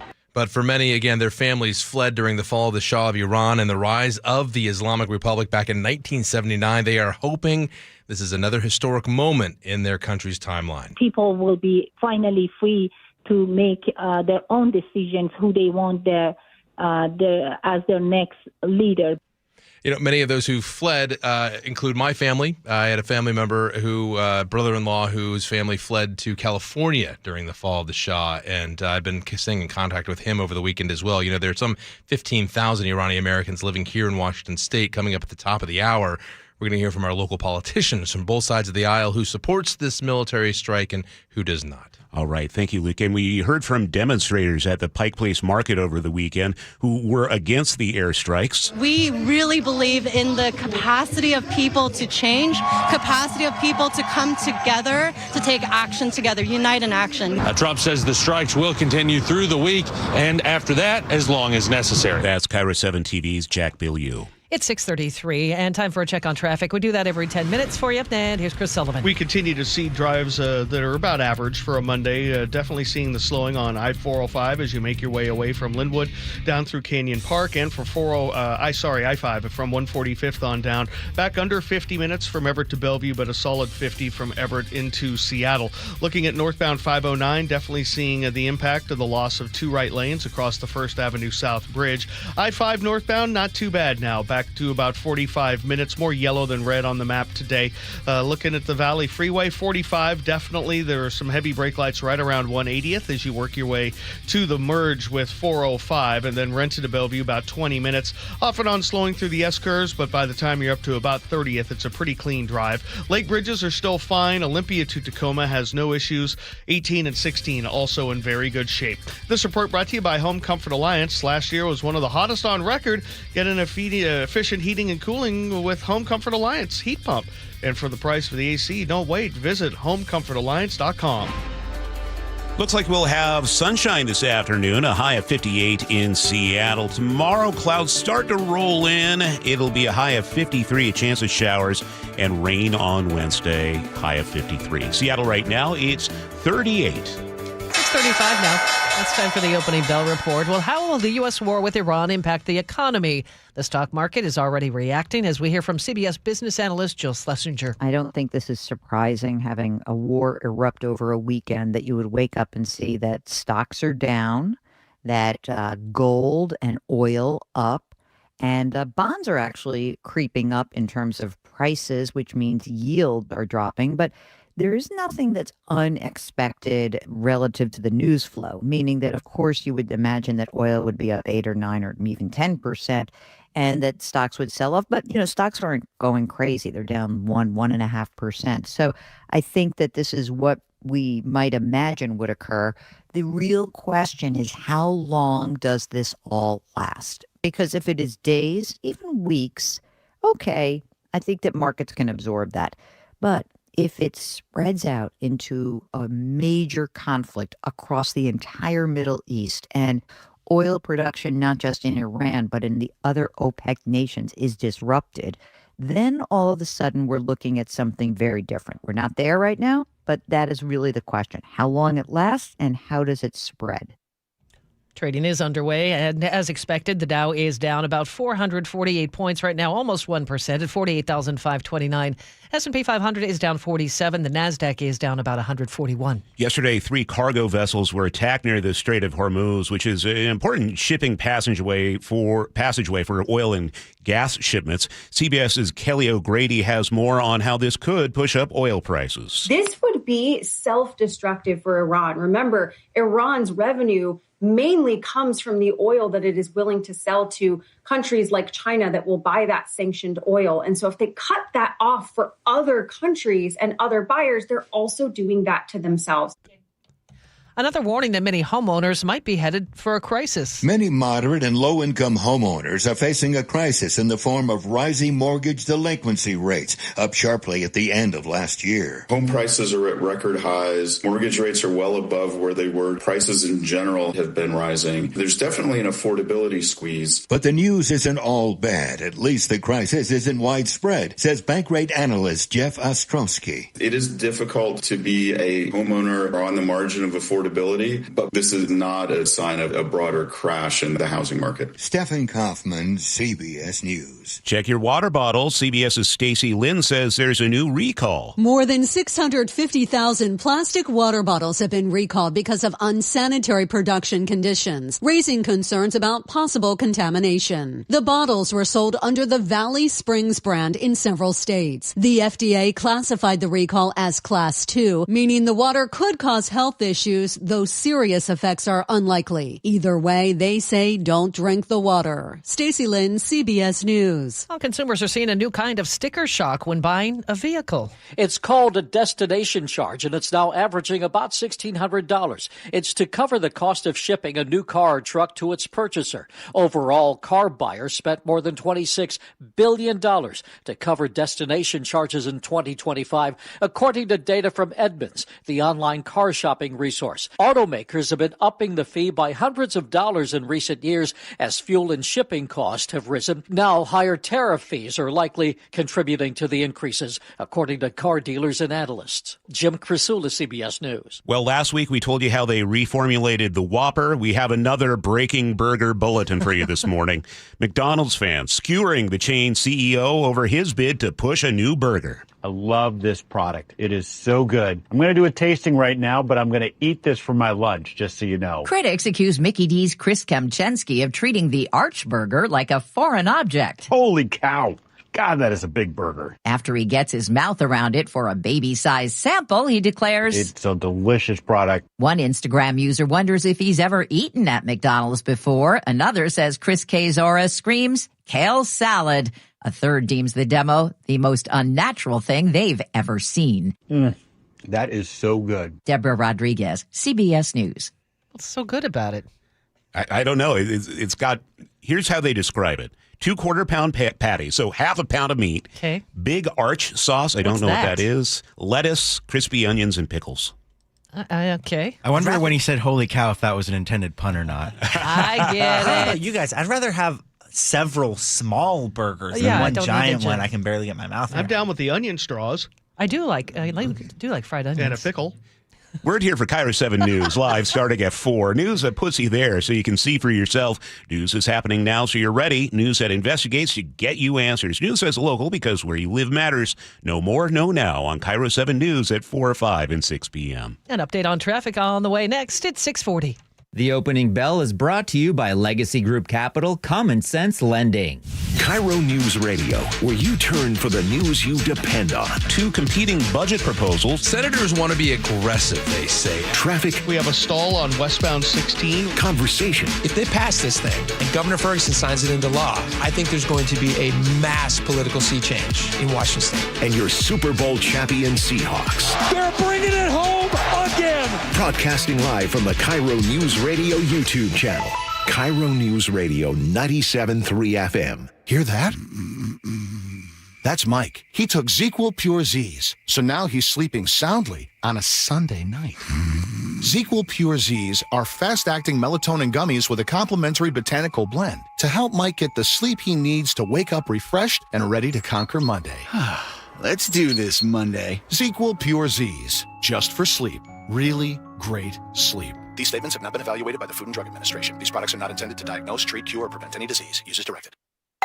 Pizza's here. Oh, great. I'd love some, but I'm worried about my stomach issues. If you're worried about having diarrhea, gas, bloating, stomach pain, or loose, oily stools, it may not just be stomach issues. It could be a condition called exocrine pancreatic insufficiency, or EPI. With EPI, the pancreas doesn't release enough enzymes to break down food, but EPI is manageable. Use the symptom checker on identifyepi.com and talk to your doctor. That's identifyepi.com. Sponsored by AbbVie. If you've been injured in a car accident, you have 2 choices. Handle everything yourself or hire an experienced attorney. Go it alone, and you'll be on the phone with insurance adjusters, chasing medical records, fighting for lost wages, and trying to figure out what your case is really worth. Hire the right attorney, and they take all that off your plate so you can focus on getting better. Harold Carr Law Offices has a dedicated team of 48 people and more than 35 years of experience handling car accident cases right here in our community. Harold Carr Law Offices handles big cases and small ones while still treating their clients like family.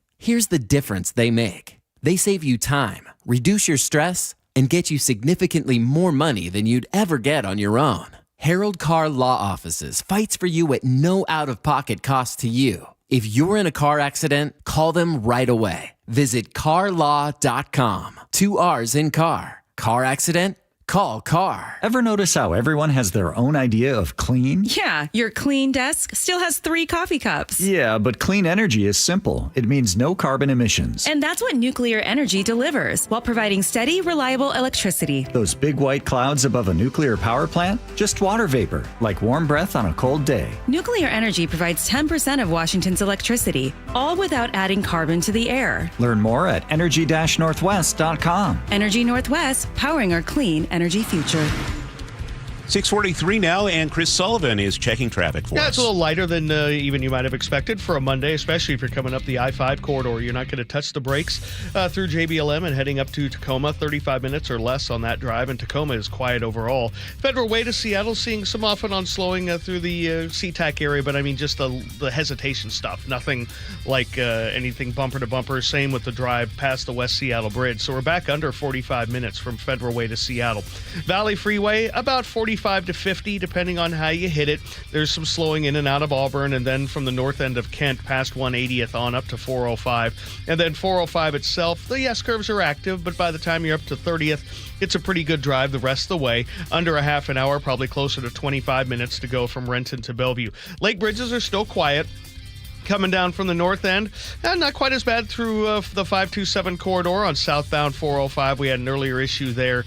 Right now, we're running about 45 minutes from Everett to Bellevue, about 50 from Everett to Seattle, right there at the forced merge down past the Lake City Way area. And also 509 northbound, a little sluggish approaching the First Avenue South Bridge.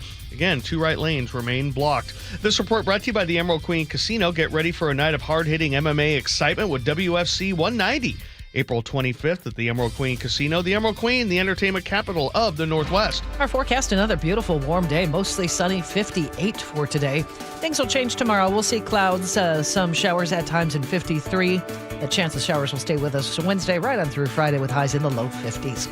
Right now in Seattle, partly cloudy and 36. Coming up, we head back to the Middle East and speak with a reporter on the ground as we are at war in Iran. That's on the way here on Seattle's Morning News. It's cold outside, and if you're noticing it's taking forever to heat your home, there are cold spots in certain rooms, your furnace turns off and on a lot, or it never stops, or maybe your energy bill is just way too high. These are all warning signs that your home needs a blanket. There may be something wrong with your insulation, which means not only are you uncomfortable in your own home, but you could be wasting hundreds or thousands of dollars a year in lost energy. Call Insulation Northwest today, and we'll send one of our professionals to give you a fast, free energy inspection to determine if there is a problem. And if there is a problem, we can fix it fast. Most jobs are completed in 1 day. You have nothing to lose. The inspection is free and only takes about an hour and could save you thousands. Keep the heat in, the cold out, and your energy bill low. Call Insulation Northwest today. Insulation Northwest, the real insulation company. Please ask if you qualify for thousands of dollars of free rebates from your energy company. InsulationNorthwest.com. Yikey Wawa. What? My hot water. Yeah? Not so hot. Water heater trouble? It's not working. We can fix that. This week? How about today? Apollo Plumbing really is ready right now. Especially when it comes to water heater replacement. Think I need a new one? Is it more than 10 years old? It is. Probably so. Doesn't heat like it used to. It runs out? All the time. That's a warning sign. Uh-oh. So are little leaks. But Apollo can get me a new one? Installed today by our clean screen trained and trusted plumbers. They're water heater experts. But I probably got to pay a rush fee. No extra charge. You make this too easy. We'll even haul off the old one. A new water heater. Same day. That's the Apollo Plumbing way. This is going to get my budget in hot water. Got you covered there too. How? Our available payment plans. I don't have to wait? Or take cold showers. You are a lifesaver. Call us this morning. You'll have hot water today. That's the Apollo Plumbing way. ApolloPlumbing.com. This is the city's longest-running radio news show, Seattle's Morning News on KIRO News Radio. It's 6:47. The conflict in the Middle East is now on day 3. America, Israel versus Iran. America's overseas allies are getting on board, if reluctantly. I'm Vicki Barker in London, where Prime Minister Keir Starmer's image as something of a Trump whisperer has taken a battering. President Trump has told Britain's Daily Telegraph he was very disappointed with Starmer's initial refusal to let Washington use UK-run military bases in its war against Iran. Starmer has since relented, at least partially, allowing the U.S. access for defensive missions only. Russia is looking for assurances on this third day of the attack on Iran and the global fallout. More on that from the BBC's Emily Thomas. Governors of the UN's nuclear watchdog, the International Atomic Energy Agency, will hold an emergency meeting in Vienna today to discuss the U.S. and Israeli strikes on Iran. The session was requested by Russia. The IAEA says there's no evidence of any radiological impact so far. 3 American fighter jets have been shot down over Kuwait. Here's CBS's Charlie D'Agata from Tel Aviv. Footage appears to show flames shooting from the F-15 Strike Eagle fighter jet before it spirals out of control in the skies above Kuwait. One of 3 F-15s apparently downed by friendly fire. The pilot ejected and was filmed recovering in the trunk of a car after the aircraft were mistakenly hit by Kuwaiti air defenses. All 6 aircrew ejected safely, according to a statement from U.S. Central Command. As we continue our coverage now, we want to take you live to Amman, Jordan, where we find reporter Dale Gavlak. Dale, tell us what it's like there in Jordan this morning. Okay, so basically we have had a number of air raid sirens going off throughout the day, and basically we know that it's a warnings for, any kind of projectile, whether it's a missile, drone, or whatever coming overhead. And we're just grateful that the air defense system is working. And although there have been reports of lots of debris in many cities in Jordan, meanwhile, U.S. allies in the Gulf have come under renewed attack. Black smoke was seen rising around the area of the American embassy in Kuwait, loud blasts in Dubai, in the UAE, and in Doha, the capital of Qatar. And Saudi Arabia also shut its biggest refinery after drone strikes caused a fire there. Iranian missiles targeting the Prince Sultan Air Base near the capital of Riyadh were reportedly intercepted.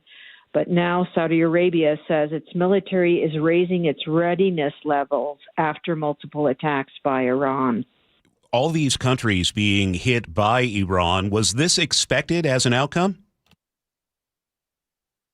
Well, Iran did warn that, if it were to be attacked, that there would be grave repercussions. But I think the Gulf countries had been building, ties with Iran, trying to, really strike a more moderate tone in relations with them. And so they are very, very angry because although Iran said that it would be attacking U.S. military facilities in the Gulf, that has not always been the case. Dubai airport was attacked. There were 2 hotels in Dubai that were attacked. And, Dubai is one of the region's hub airports. It's one of the busiest airports in the world. And so, disrupting international travel for many thousands of people and leaving many passengers stranded on top of it all. Dale, has there been any sort of statement, or what's the position of Jordan's government? Well, Jordan has said that it is doing everything to protect its citizens. So that is the main concern for Jordan. It's very sensitive here, concerning having U.S. bases here in the country, as it is in many places in the Middle East. So, Jordan's first, decision is to be able to protect citizens here. But, I have heard many U.S. flights, warplanes from the bases here flying overhead today, and that's been the case throughout the weekend. Internet is spotty at best in Iran right now. The Voice of America radio has been significantly weakened over the past year or so. Dale, what indication do we have that the message from the president that the people of Iran should take this opportunity to strike back against their leaders? What kind of indication do we have that they are getting those messages from the U.S.? Yeah, it's hard to know, really. But the reality is that even, look, what is an ordinary Iranian to do? I mean, they don't have access to, military material or weapons. And we still have, in power the Islamic Revolutionary Guard Corps, as well as the Basij, which are these militias that are aligned to the government. And so even when protesters have come out into the streets and, they have basically rallied, very happy about some of the things that are going on, particularly the death of the supreme leader, Khamenei, the moment the Basij show up, they become frightened because they have nothing to protect themselves with. Dale, thank you so much for your time this morning. We appreciate it. Reporter Dale Gavlak with us live from Amman, Jordan. It's 6:53, and that's time for traffic on the threes. Here's Chris Sullivan. No surprises out there. Our heaviest drive coming down out of the north end, 50 minutes from Everett to Seattle, about 48 from Everett to Bellevue. Brake lights right there in the usual locations. For those of you on northbound I-5, it's a pretty good drive. Olympia to Tacoma, no problems, 35 minutes or less. And then Federal Way to Seattle's under 45, if you can believe it. Really just some yellow here and there. Freeway speed pretty much the whole way. 509 northbound sees the brake lights approaching the First Avenue South Bridge. 2 right lanes remain blocked there. Hoping to get an update on that here in a couple of days on what the plan is going to be. Northbound 167 off and on slowing here and there, but just the minor stuff. Under 45 minutes to make the drive to Renton. Renton to Bellevue, about 25 to 26 minutes. By the time you're up to 30th, it's a really good drive. Across the lake, no problems. 16 looking really good. 18 looking fine. A little bit of braking right at the top of Tiger Mountain, but it's nothing that you can't handle. KIRO Newsradio Real-Time Traffic. I'm Chris Sullivan. Our forecast, we're going to have another really nice day. It'll be warm, mostly sunny for the day, a high of 58. You'll wake up tomorrow to some clouds, though, a considerable cloudiness with some rain at times tomorrow, 53. Looks like a chance showers will stay with us for Wednesday, Thursday, and Friday as well, with those highs in the low 50s, overnight lows in the low to mid 40s.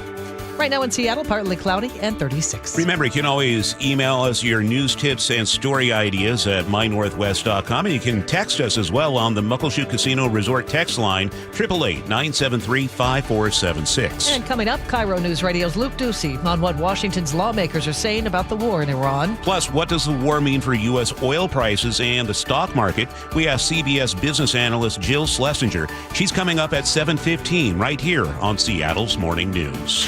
The John Curley Show. When people sit there and they see people with the American flag and they're utterly disgusted because they associate the flag and USA with Donald Trump, don't do that. You're doing yourself an amazing disservice. Weekdays 3 to 7. You could dislike Donald Trump, but you can still love America. It's like discounting Photograph from Nickelback, which is actually a pretty good song. Think of the fact that you love this country, and what you love about it is it's inclusive. Good. Include others. Watch The John Curley Show live on YouTube.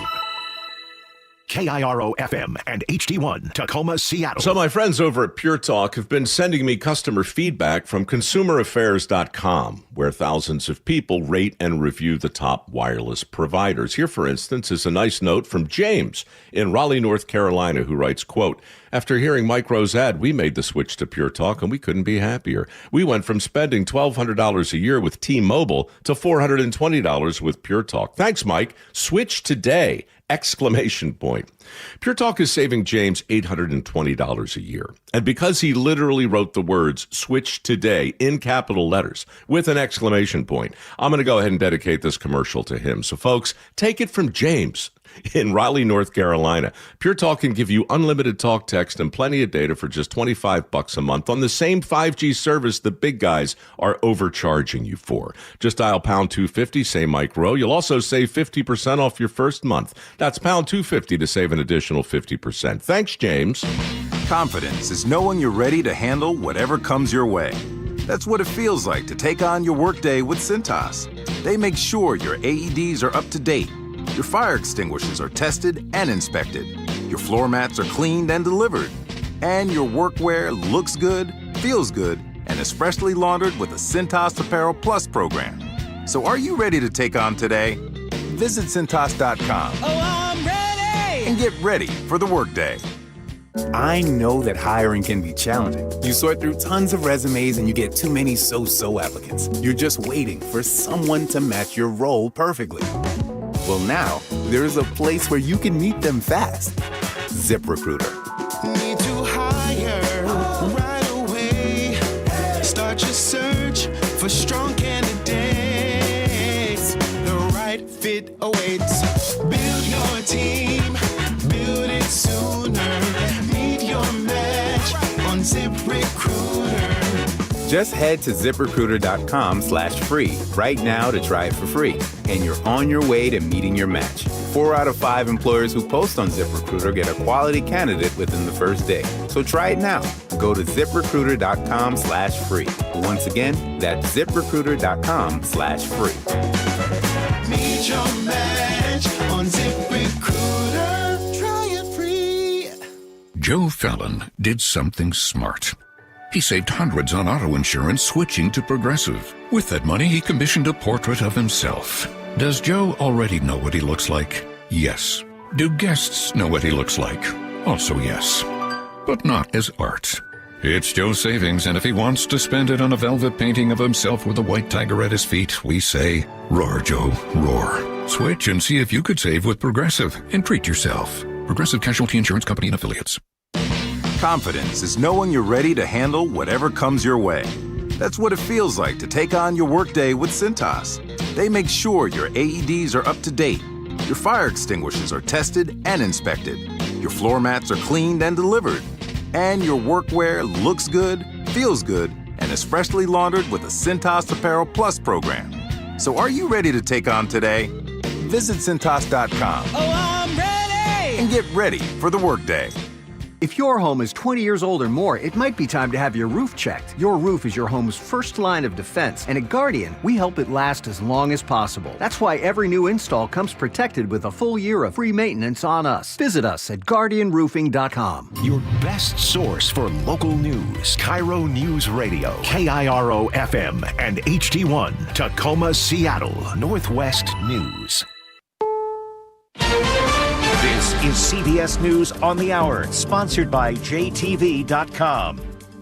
I'm Deborah Rodriguez. This is day 3 of the war with Iran, and U.S. officials say the goal is clear. Correspondent Vicki Barker begins our coverage. Not regime change, not building democracy in Iran. Defense Secretary Pete Hegseth says the ongoing airstrikes that took out Iran's leadership meant to send one message. If you kill Americans, if you threaten Americans anywhere on earth, we will hunt you down without apology and without hesitation, and we will kill you. 4 Americans dead in 3 days of airstrikes, more than 500 Iranians, including, reportedly, the Ayatollah Khamenei's wife. Pete Hegseth says he is not ruling out U.S. troops on the ground in Iran. The war has spread to other parts of the Middle East.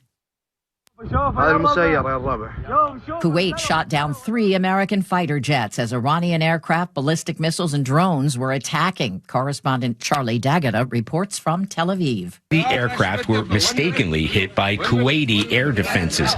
All 6 aircrew ejected safely, according to a statement from U.S. Central Command. Israel and Lebanon are trading missile strikes for the first time in a year. President Trump says he expects the war to last 4 to 5 weeks. Iran's strategy, CBS News contributor General H.R. McMaster. What they'll do is continue to attack U.S. bases. They're attacking civilian targets in Israel and 6 other countries in the region. You'll see them try to shut down shipping. I think you're going to see them try to activate terrorist cells internationally. U.S. crude oil has jumped more than 7% this morning over fears the war will disrupt deliveries. The BBC's Nick Marsh. We're only in the very, very early stages of this conflict. Supply overall is okay. The problems start mounting up when you're days, weeks, I don't know, maybe even months into a conflict. When that happens, then that's a prolonged spike, and that's when you start getting the knock-on effects on the price of energy, on the price of pretty much everything. Most air traffic in the Middle East has slowed to a halt, stranding passengers in hub cities like Dubai, Qatar, and Etihad flights among those suspended.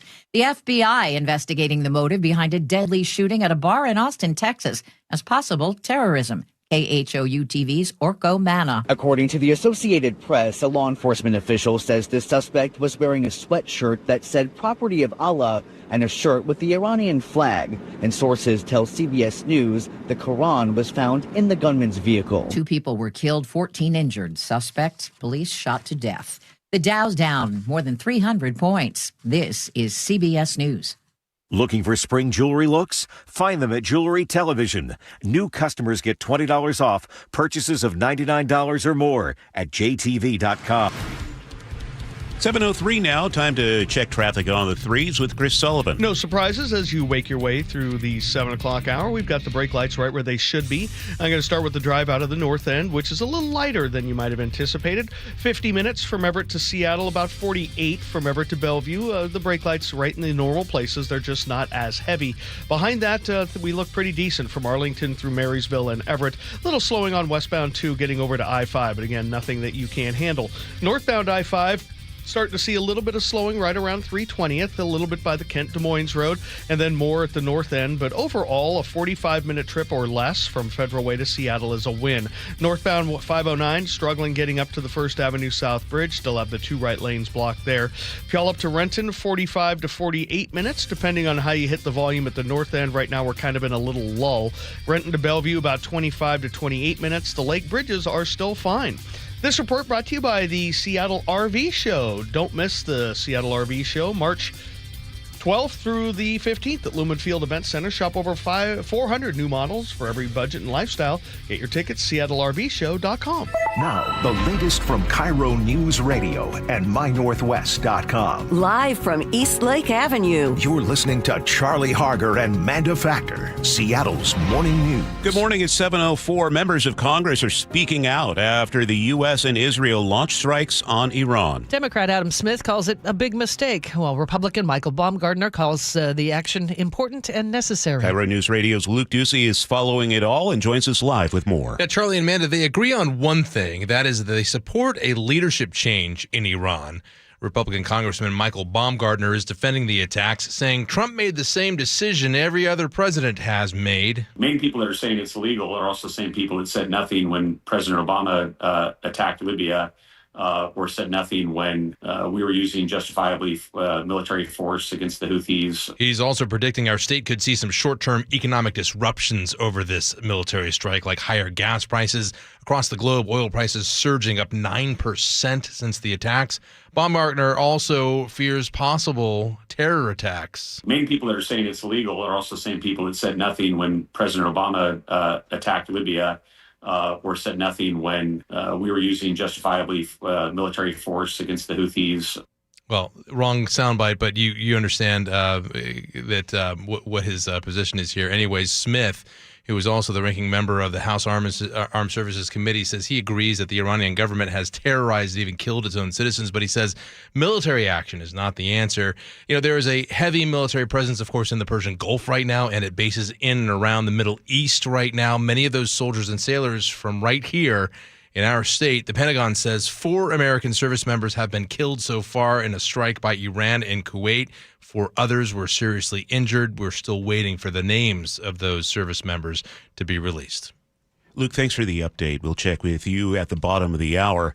Demonstrators turned out at Pike Place Market over the weekend to speak out against the decision to launch strikes on Iran. We really believe in the capacity of people to change, capacity of people to come together, to take action together, unite in action. Trump says the strikes will continue through the week and after that, as long as necessary. As KIRO 7 TV's Jack Bilyeu. One local Iranian American is thanking President Trump for working to remove a tyrannical regime from power. President Trump promised, he said, keep protesting, help is on its way. And it seems that help arrived. We are very happy. That's Dr. Masheed Kamyab, a Marysville area physician, one member of the Iranian community here in the Pacific Northwest, who says she's grateful for the U.S. intervention. Local military jets are playing a major role in the Iran campaign. EA-18 Growlers from Naval Air Station Whidbey Island are flying combat missions off the USS Abraham Lincoln. Retired Air Force Lieutenant General Richard Newton, a senior national security contributor for News Nation, calls the electronic attack jets extraordinarily important to the mission. This is not just a one and done for the Growlers.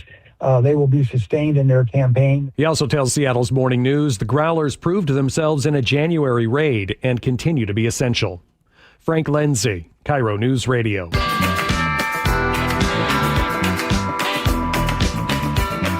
Keeping you informed since 1974. This is the city's longest-running radio news show. Seattle's Morning News on KIRO News Radio. Thanks for being here. Monday, March 2nd. A quick programming note. President Trump is expected to speak in the 8 a.m. hour about this war with Iran, and we will carry that live. It's Seattle's Morning News for Monday, March 2nd. He's Charlie Harger. I'm Manda Factor. Thanks for being here today. A busy show in front of us. We will continue, of course, to have coverage of this war in Iran. And also, we're going to speak with CBS business analyst Jill Schlesinger with the impact of the war on the stock market. What do you expect from oil prices? And what's coming up in the 7:35 commentary? 10 days left in the current legislative session. Not long enough for lawmakers to figure out how to stop spending. Speaking of the session, a new tax on Washington millionaires is now headed to the House floor, possibly this week, and voters will not have a direct say.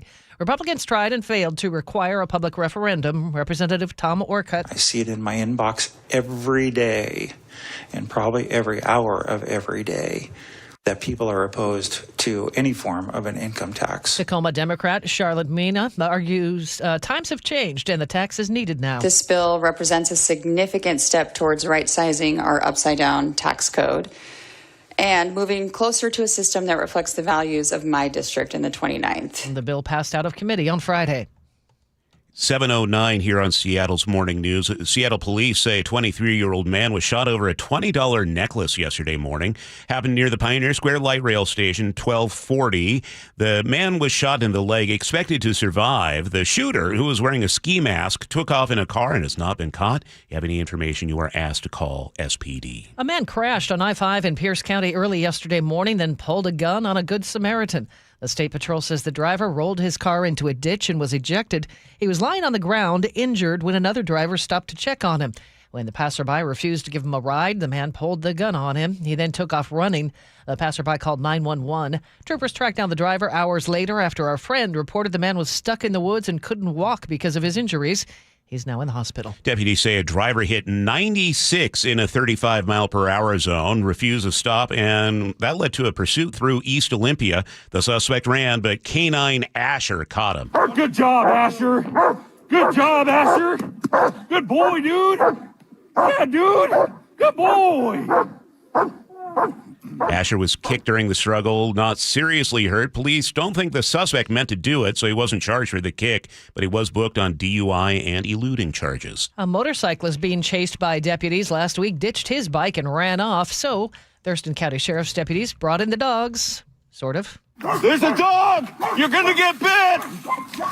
Turns out there really wasn't a dog, just a sergeant doing his impression of one.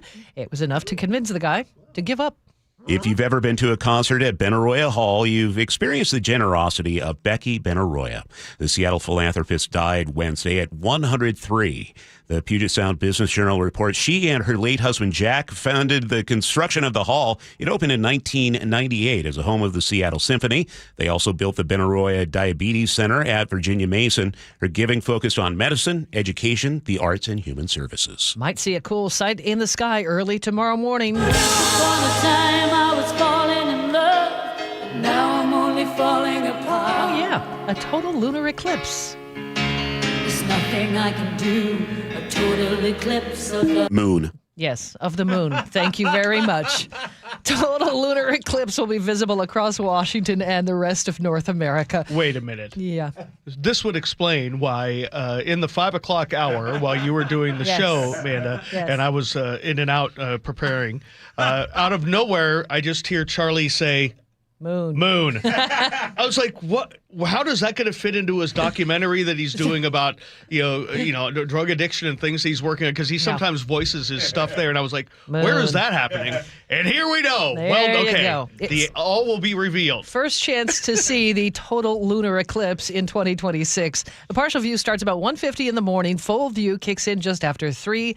And the whole show will wrap up around 5:17. Hopefully the clouds will hold off. Yeah, well, I know just a person to ask about that. KIRO 7 TV meteorologist Nick Aller. How is it looking for the eclipse overnight? Well, I'm thinking actually we're going to find some increasing clouds this evening, and I think it's going to be tricky because we're clear all day, but after about, say, what did I see, maybe 8-ish, 9-ish p.m., we're going to have a lot of cloud cover. So I don't think you're going to have much of a good shot. Maybe some breaks, but I'm thinking a lot of cloud cover. So we have sunshine today. We have highs getting into the upper 50s and lower 60s. It's cold out there now, but it will be beautiful. It's a 58 in Seattle, 60-61 for Olympia, Tacoma, Chehalis, probably about 56 to 58 in Everett, and most of Snohomish County right there as well. We do see those clouds overnight, but it won't be a solid wall. And in fact, when you wake up tomorrow, it's still mostly cloudy but dry. Rain is going to increase though in the afternoon. It'll be a little gusty at times. So tomorrow afternoon will be wetter and a little breezy with highs falling back down to the low 50s. You got another round of rain. Well, it just continues into early Wednesday and then tapers off to spotty showers. A little bit of a break Thursday, but another round on Friday, and giving us more scattered showers into the weekend as we spring forward with our clocks into early on Sunday. Snow levels go 5,000 feet to about 3,500 feet through Friday to 6,000 feet Saturday, and then again 3,500 feet Sunday. So the mountains are trying to get some snow, but they are also going to get a little bit of rain at times this week. Okay, right now in Seattle, it's 36. And it's 7:13. That's time for a check on traffic. We do that every 10 minutes on the threes. Here's Chris Sullivan. And we're adding a lot more volume now on southbound 405, pulling away from Linwood. Pretty heavy now as you work your way towards right where the express lanes begin and kind of go all the way down to 522. Give yourself about 55 minutes now from Everett to Bellevue, about 50 from Everett to Seattle, maybe a little more as well. The brake lights there are inside of 145th today and go down to about the U District, not all the way across the Ship Canal Bridge. Coming the other direction, Federal Way to Seattle's looking really good, under 45 minutes for you guys. If you normally take 509 out of Burien and heading up to the First Avenue South Bridge, you're going to see a struggle for that last mile. 2 right lanes remain blocked there for that emergency concern over the steel bridge deck. Looking at northbound 405, the Renton S-curves are active, but by the time you're up to about 30th, you're in great shape. Behind that, there is slowing past Emerald Downs up the Valley Freeway, but 45 minutes on the drive there, not bad. Lake bridges are good, so is the drive from Olympia to Tacoma. KIRO News Radio Real-Time Traffic, I'm Chris Sullivan. Reliable, refreshing, and ready every morning. Seattle's Morning News. All eyes on the market this morning as there is much uncertainty over the situation in the Middle East. We're joined now by CBS Money analyst Jill Schlesinger, who is here to give us some insight. Jill, what will you be watching for this morning? Well, we're watching markets. I don't think this is surprising, having a war erupt over a weekend, that you would wake up and see that stocks are down, that gold and oil up, and bonds are actually creeping up in terms of prices, which means yields are dropping. But there is nothing that's unexpected relative to the news flow, meaning that, of course, you would imagine that oil would be up 8 or 9 or even 10%, and that stocks would sell off. But, stocks aren't going crazy. They're down 1.5%. So I think that this is what we might imagine would occur. The real question is, how long does this all last? Because if it is days, even weeks, okay, I think that markets can absorb that. But if it spreads out into a major conflict across the entire Middle East, and oil production, not just in Iran, but in the other OPEC nations, is disrupted, then all of a sudden we're looking at something very different. We're not there right now, but that is really the question. How long it lasts and how does it spread? And you speak of oil, and that is something everybody needs to drive around. Is that baked in for oil companies that they will have minor or perhaps even moderate disruptions, and the price doesn't go through the roof like it has in years past? Well, I mean, there's a couple of actual on the ground factors that have shifted. I looked this up early this morning just so you get a sense of it. If I go back to 1978, which is before the last major crisis in Iran occurred, and that was, remember, and like that was the big change in the oil market, and things really rocketed higher, and we had, big, terrible impact here in the United States. At that time, Iran was producing 8.5% of all oil production around the world. Now it's down at like 5.2%.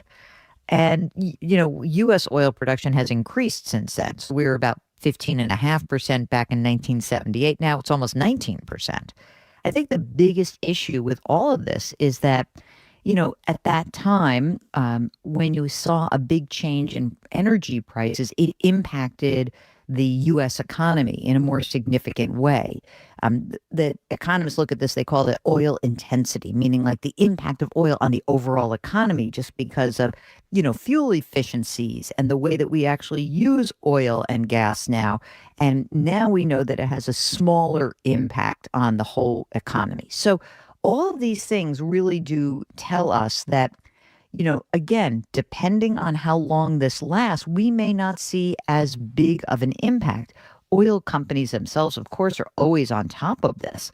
But I think that the reality is that, we're going to really see, will Iran's oil infrastructure hold up? And then what's going to happen with these other producers? Is Iran going to say on the defensive, we're going to take out all of these Saudi facilities? That's going to be huge because the Middle East still is a big producer of oil across the globe. Right now, almost a third of all oil production takes place in the Middle East, like 31%. It was more in 1978, but it's only 30. It's going from 34 to 31, so not that much. And I guess I should say right now, listen, there are lives on the line. People are dying in this, and I understand that. The money angle is certainly one facet of this story, but obviously, I think I speak for you as well, Jill. The big concern is lives on the line, and we are very concerned and care about them. So I just wanted to make sure we said that, and so we don't sound like we're not missing the bigger picture. I want to transition over here, Jill, to your latest JillOnMoney.com blog, just talking about housing affordability. And what are some of your insights with these lower interest rates? I mean, it was great to go below 6% in the 30-year last week, first time in 3.5 years. So I wasn't exactly popping champagne, but I'm happy about it, right? I mean, it does help people who are going out and looking for a home. I'm not sure it does, and again, we're going to have to wait to see, is, will interest rates for mortgages continue to drift lower, maybe towards the 5.5 or 5% mark? Why is that important? Because all those folks out there who have those really juicy low interest rates, the 3s, the 2-somethings, those people need to be encouraged to list their homes and move to their next home, right? And it's very difficult even if you're a busting at the seams family and you're like, oh, I bought like my entry level house and now I could really afford a larger house, but I don't want to give up my 3.25% loan. Those people, they're going to start to get tantalized as interest rates come down on these mortgages.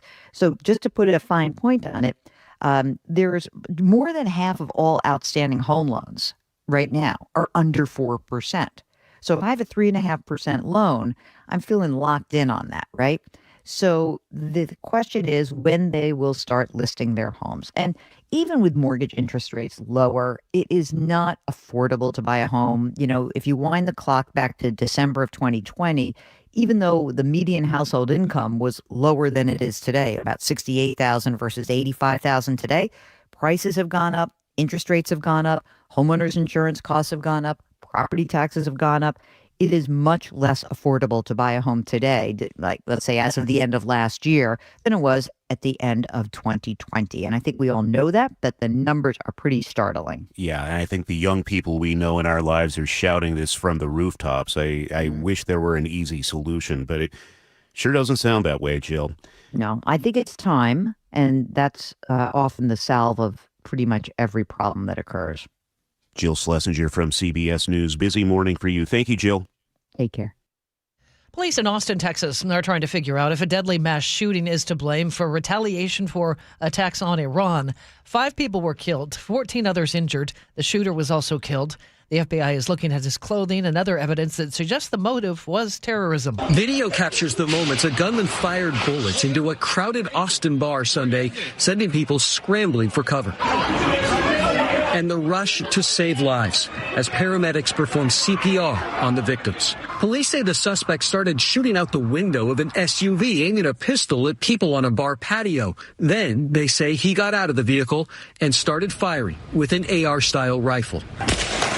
Officers exchanging gunfire with the attacker, killing him at the scene. CBS News reporter Jason Allen. A study uncovers the new best day to book a flight. There have been plenty of myths about the best day to book an airline flight, but a new study from Expedia suggests to quit thinking Tuesday and Wednesday. Booking and flying on a Friday can save you up to 8%. It doesn't mean your particular flight, but it's a good rule of thumb. Expedia's Melanie Fish says the theory is there's not as much business demand on a Friday, and those weekend travelers are spreading out their trips, so Fridays is offering more value. Stephen Kaufman, CBS News. It's 7:23. Let's talk about driving.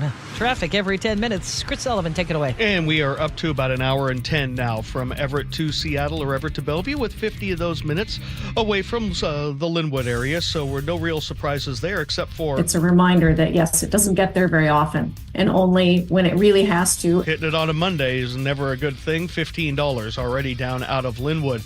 For northbound I-5, about 50 minutes as well. We've got a little bit more action up past the Kent Des Moines Road, extending towards 188, then a little gap, and then you hit it again as you work your way up past the West Seattle Bridge. Northbound 509, about a mile and a half back up now, approaching the First Avenue South Bridge as we continue to work with the lane closures there. Valley Freeway, 45 minutes from end to end. Not too bad. Some brake lights in Auburn, a little bit at the north end.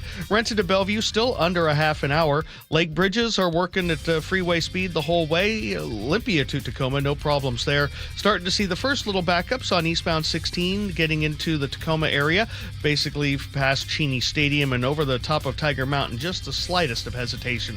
This report brought to you by the Emerald Queen Casino. Get ready for a night of hard-hitting MMA excitement with WFC 190, April 25th at the Emerald Queen Casino. The Emerald Queen Casino, the entertainment capital of the Northwest. Mostly sunny this afternoon, a high in the upper 50s, right around 60 in Seattle. Tomorrow, showers make a comeback.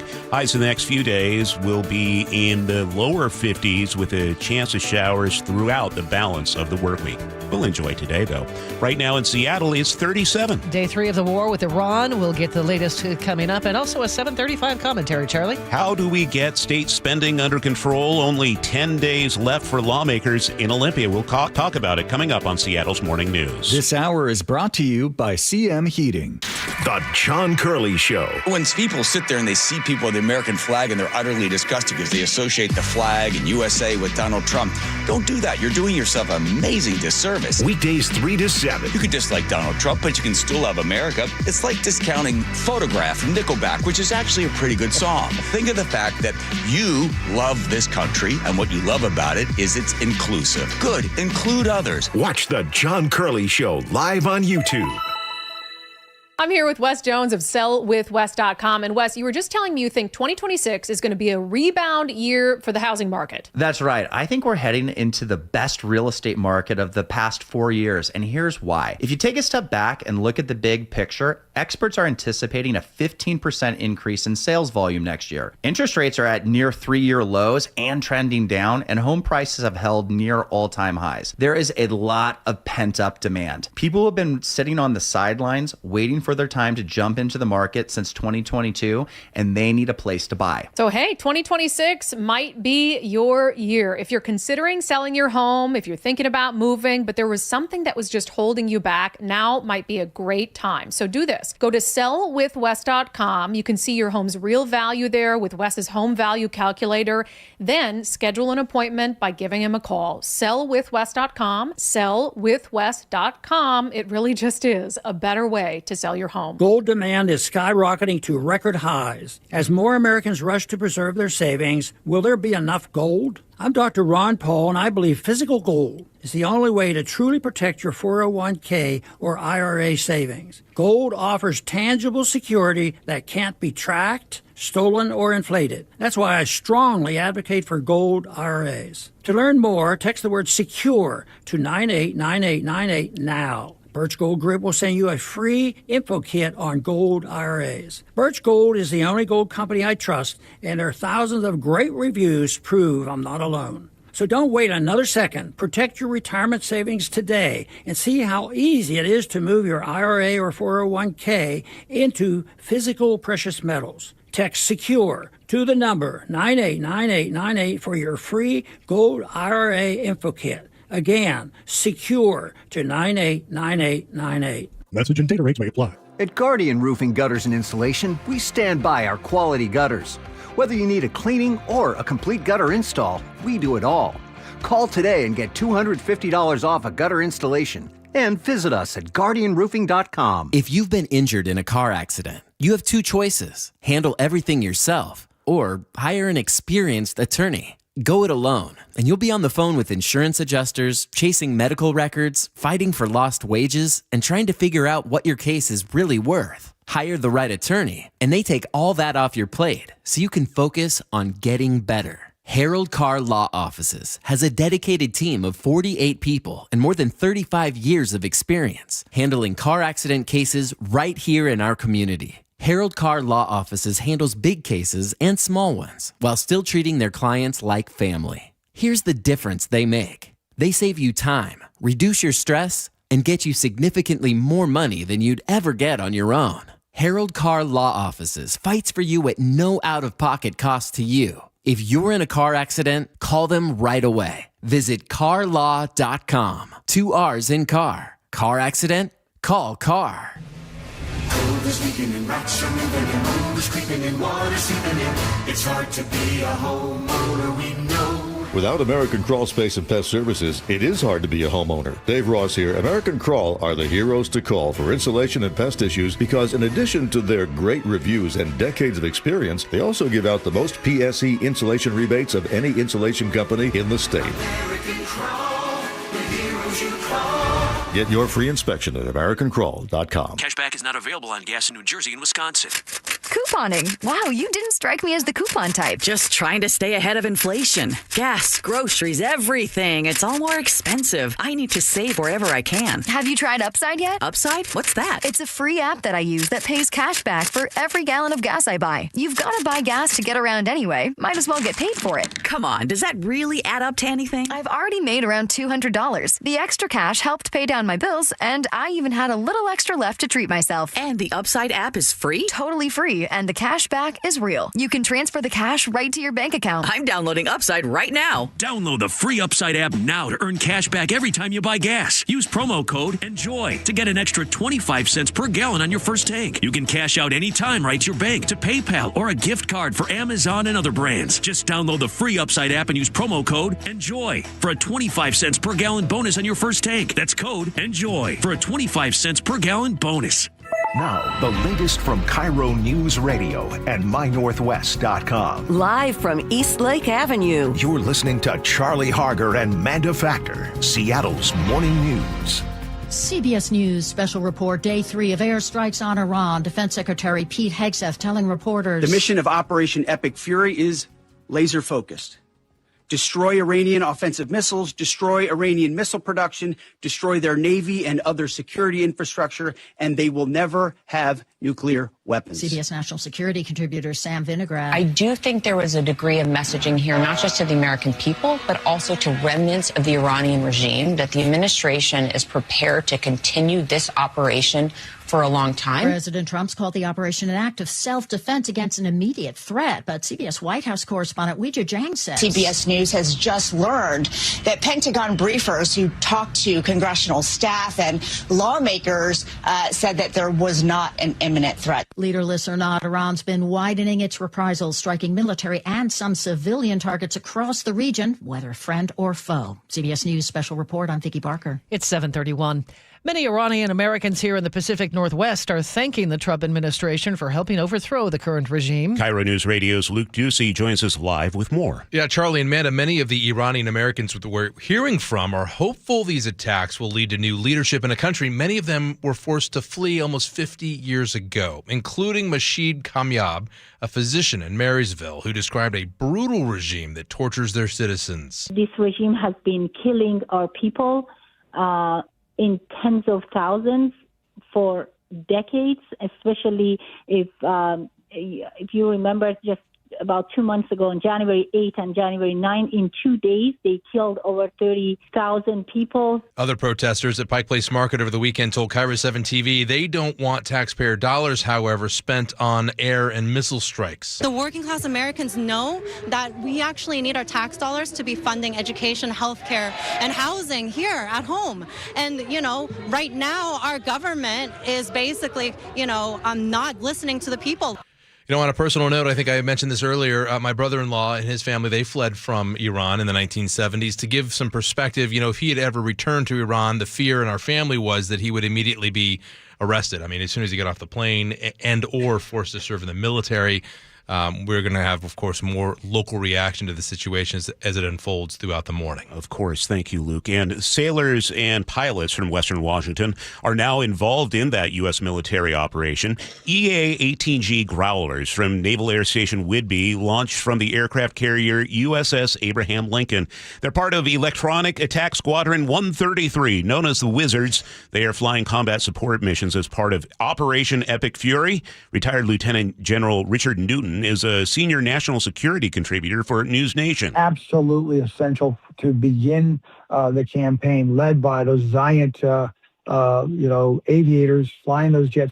Growlers specialize in electronic warfare, jamming enemy radar and communications. It's 7:33. That's time for a check on traffic. We do that every 10 minutes. How are things looking, Sully? Not too bad. For a Monday, it's about average. The brake lights are right where they should be. So if you're coming down from the north end, you're going to see the brakes away from Linwood on southbound 405, and about a 50-minute trip from Linwood down into Bellevue, an hour and 10 all the way. Looking at I-5 southbound, the brake lights there begin right around 145th and Shoreline and extend down to the Ship Canal Bridge.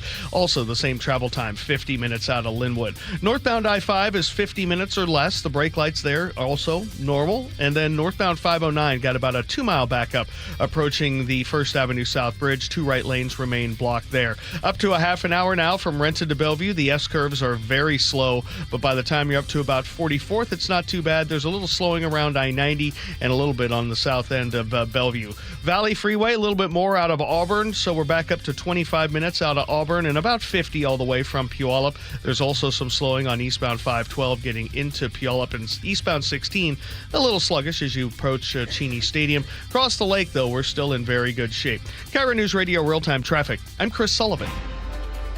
And our forecast, a very nice day. It's going to be warm. 58 today, lots of sunshine, just like the weekend. Hope you enjoyed all the sun from the weekend. It was beautiful. Showers will arrive tomorrow, and it looks like we'll have the threat of showers for the rest of the week, at least through Friday.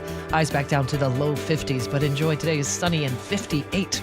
Right now in Seattle, partly cloudy and 36. Seattle's morning news. Always live, always connected.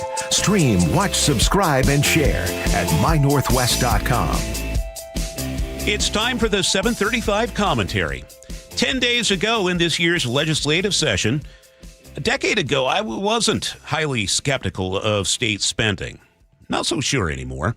I covered Olympia long enough to know that most of the people there genuinely want to help. The problems they're wrestling with, homelessness, addiction, education, transportation, housing, are real and genuinely hard. A pandemic hit in the middle of the decade and scrambled everything. Population grew. I get it. Washington state spending has more than doubled in the past 10 years, from $81.8 billion to $173.5 billion. Now, some of that is inflation, and our population grew too. Those are fair points. But even after you account for both of those things, we're spending about 40% more per person in real dollars than we were a decade ago.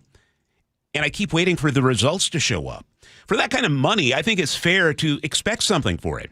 Better schools, less homelessness, fewer people dying of overdoses, easier commutes. Instead, just about every one of those metrics went in the wrong direction. Per pupil spending on K-12 education roughly doubled. 8th grade math proficiency got worse. Reading got worse. We're spending twice as much per kid, and the kids are learning less. Homelessness spending went up by billions. The number of people living on the streets went up too. King County alone added thousands to its count in just the past 2 years. Drug overdose deaths in Washington tripled over the past decade. Tripled. We poured money into treatment and outreach and response. The fentanyl kept coming anyway. The median home price more than doubled. Incomes grew at half that rate. A home in a middle-class family they could stretch to buy in 2015 is out of reach for most of them today. Seattle drivers lost 63 hours to congestion last year. That's more than a full work week sitting in traffic. We rank in the top 10 worst cities in the country for congestion. And traffic fatalities on Washington roads have nearly doubled since 2014. We're spending more, moving slower, and dying more often getting there.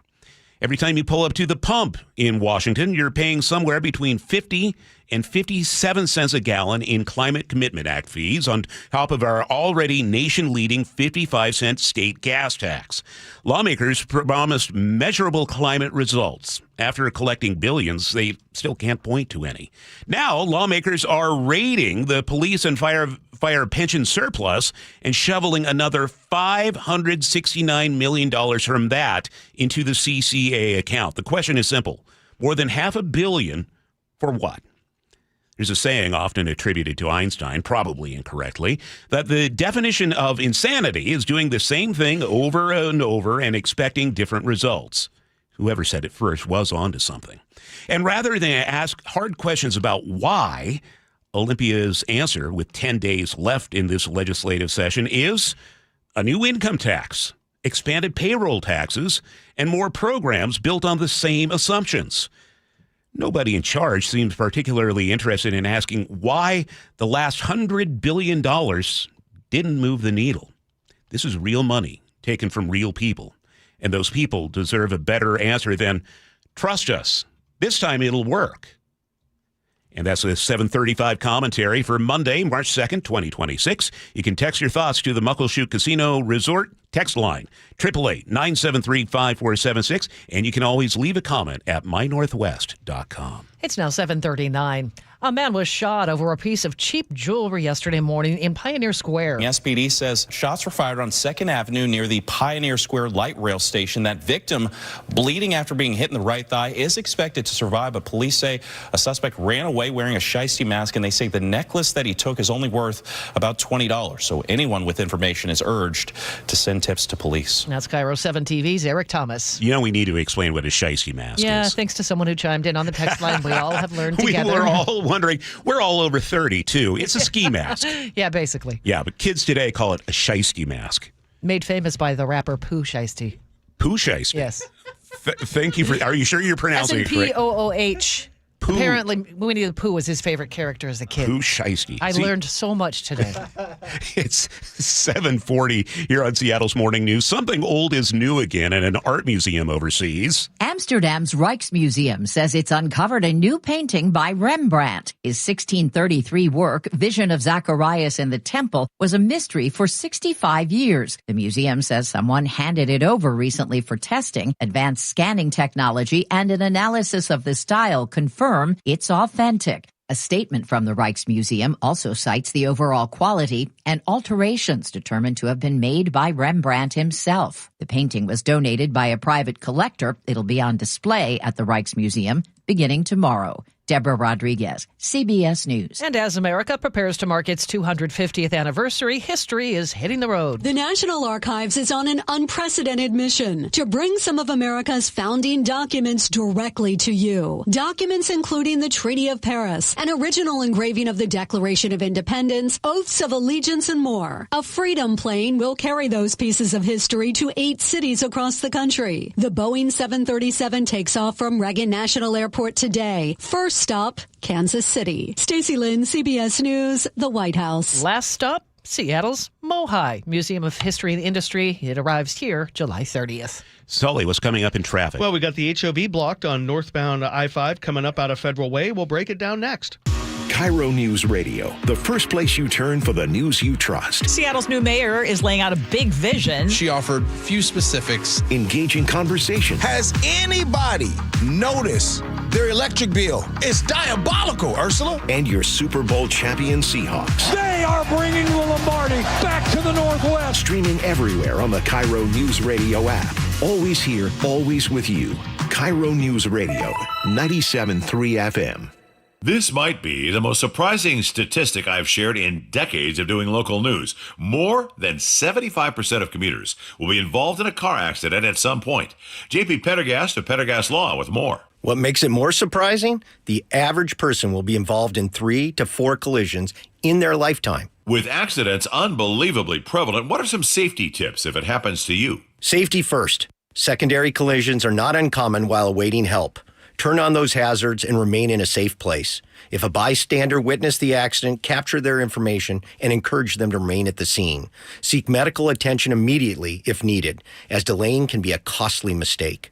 Lastly, remember that statements made to police and insurance adjusters can affect your case. Collisions are more common than we'd like to think. If you find yourself in one, follow these helpful tips and then call my friends at Pendergast Law. If you or a loved one's injured in a car accident, call Pendergast Law. We can help. PendergastLaw.com. It's 7:43, and Chris Sullivan is here with traffic on the 3s. Yeah, we've got a couple of cars tangled up and the HOV lane blocked on northbound I-5 as you make your way away from 320th, coming up from Federal Way. So expect a little bit of braking there, loss of a couple of minutes. You add that to our total drive, and we've got about a 52-minute trip from Federal Way to Seattle. It's not too bad past the West Seattle Bridge.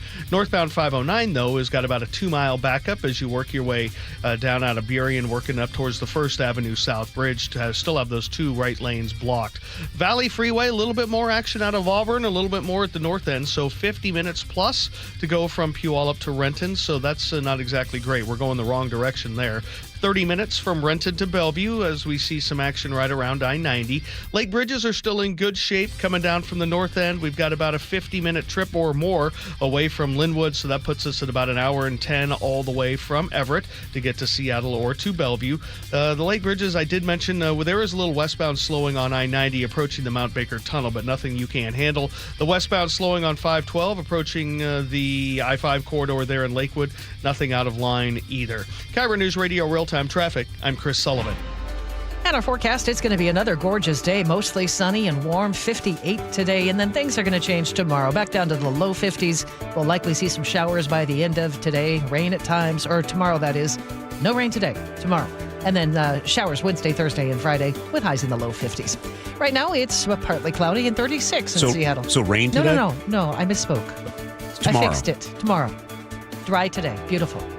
Coming up, we continue to cover the situation in Iran. We also know that President Trump has live remarks in the next hour. We'll bring that to you live when they happen. You're listening to Seattle's Morning News. John Curley here. Did you know that a new Lennox heat pump is a smart choice for total home comfort? That's right. One heat pump does the work of a furnace and air conditioner. And if your system's over 12 years old, it's on borrowed time. It could be costing you up to 20% more than today's ultra-efficient models. Get Lennox heating and cooling for the price of AC. Visit HomeComfortAlliance.com. For heating, cooling, plumbing, or electrical, call the comfort people. HomeComfortAlliance.com. At Guardian Roofing, Gutters, and Insulation, we know the key to a long-lasting roof is yearly maintenance. Need an inspection, repair, restoration, moss removal, or just a cleanup? You can trust Guardian's licensed, insured, and expertly trained team. We offer free estimates, second opinions, and financing, giving you the peace of mind your home deserves. Call today. Our first-time customers can save $99 on our award-winning roof repair and cleaning service. Visit us at guardianroofing.com. The stock market was on fire in 2025 due to AI and tech stocks. Now is the time to set a strategy for 2026. It's a good opportunity to lock in those gains and invest into a stable platform. With $8 trillion in cash sitting on the sidelines, investors are either scared or unsure where to go. Hi, I'm Scott Rireka, CEO of Legacy Group Capital in Bellevue. Legacy Group Capital develops local real estate, lends money, and shares the profits with our investors. Diversify with Legacy Group Capital. Invest into our Northwest Fund, which is currently delivering 9% on a fixed rate term. It's our flagship fund for 19 years with zero investor losses. And yes, we do accept IRAs. Find out why 1,300 local investors have invested over $350 million. Legacy Group Capital at legacyg.com. This is not investment advice. Investments available to accredited investors only. Details at legacyg.com. An organized home is a happy home and a happy homeowner. John Curley here. Closets by Design made me and my home happy. Experience the quality and backing of a national brand with friendly local Seattle service. From booking the appointment to a free in-home consult to installation day, Closets by Design will leave you wowed and clutter-free. Right now, get up to 40% off plus an additional 15% off and 18 months financing and free installation. Visit closetsbydesign.com or call 1-800-BY-DESIGN to schedule today. Seattle's Morning News on KIRO Newsradio. 7:47 now. Iran's supreme leader killed. Retaliatory airstrikes across the Middle East this weekend. Tension has boiled over, and the U.S. is right in the thick of it. U.S. Defense Secretary Pete Hegseth spoke about the U.S. strikes this morning. It took the 47th president, a fighter who always puts America first, to finally draw the line after 47 years of Iranian belligerence. He reminded the world, as he has time and time again, being an American means something unbreakable. If you kill Americans, if you threaten Americans anywhere on earth, we will hunt you down without apology and without hesitation, and we will kill you. President Trump has also been very consistent. Crazy regimes like Iran, hell-bent on prophetic Islamist delusions, cannot have nuclear weapons. It's common sense. Many have said it, but it takes guts to actually enforce it, and our president has guts. And Hegseth went into more detail. Iran's stubborn and self-evident nuclear pursuits, their targeting of global shipping lanes, and their swelling arsenal of ballistic missiles and killer drones are no longer tolerable risks. Iran was building powerful missiles and drones to create a conventional shield for their nuclear blackmail ambitions. Let me say that again. A conventional shield for their nuclear blackmail ambitions. Our bases, our people, our allies, all in their crosshairs. Iran had a conventional gun to our head as they tried to lie their way to a nuclear bomb.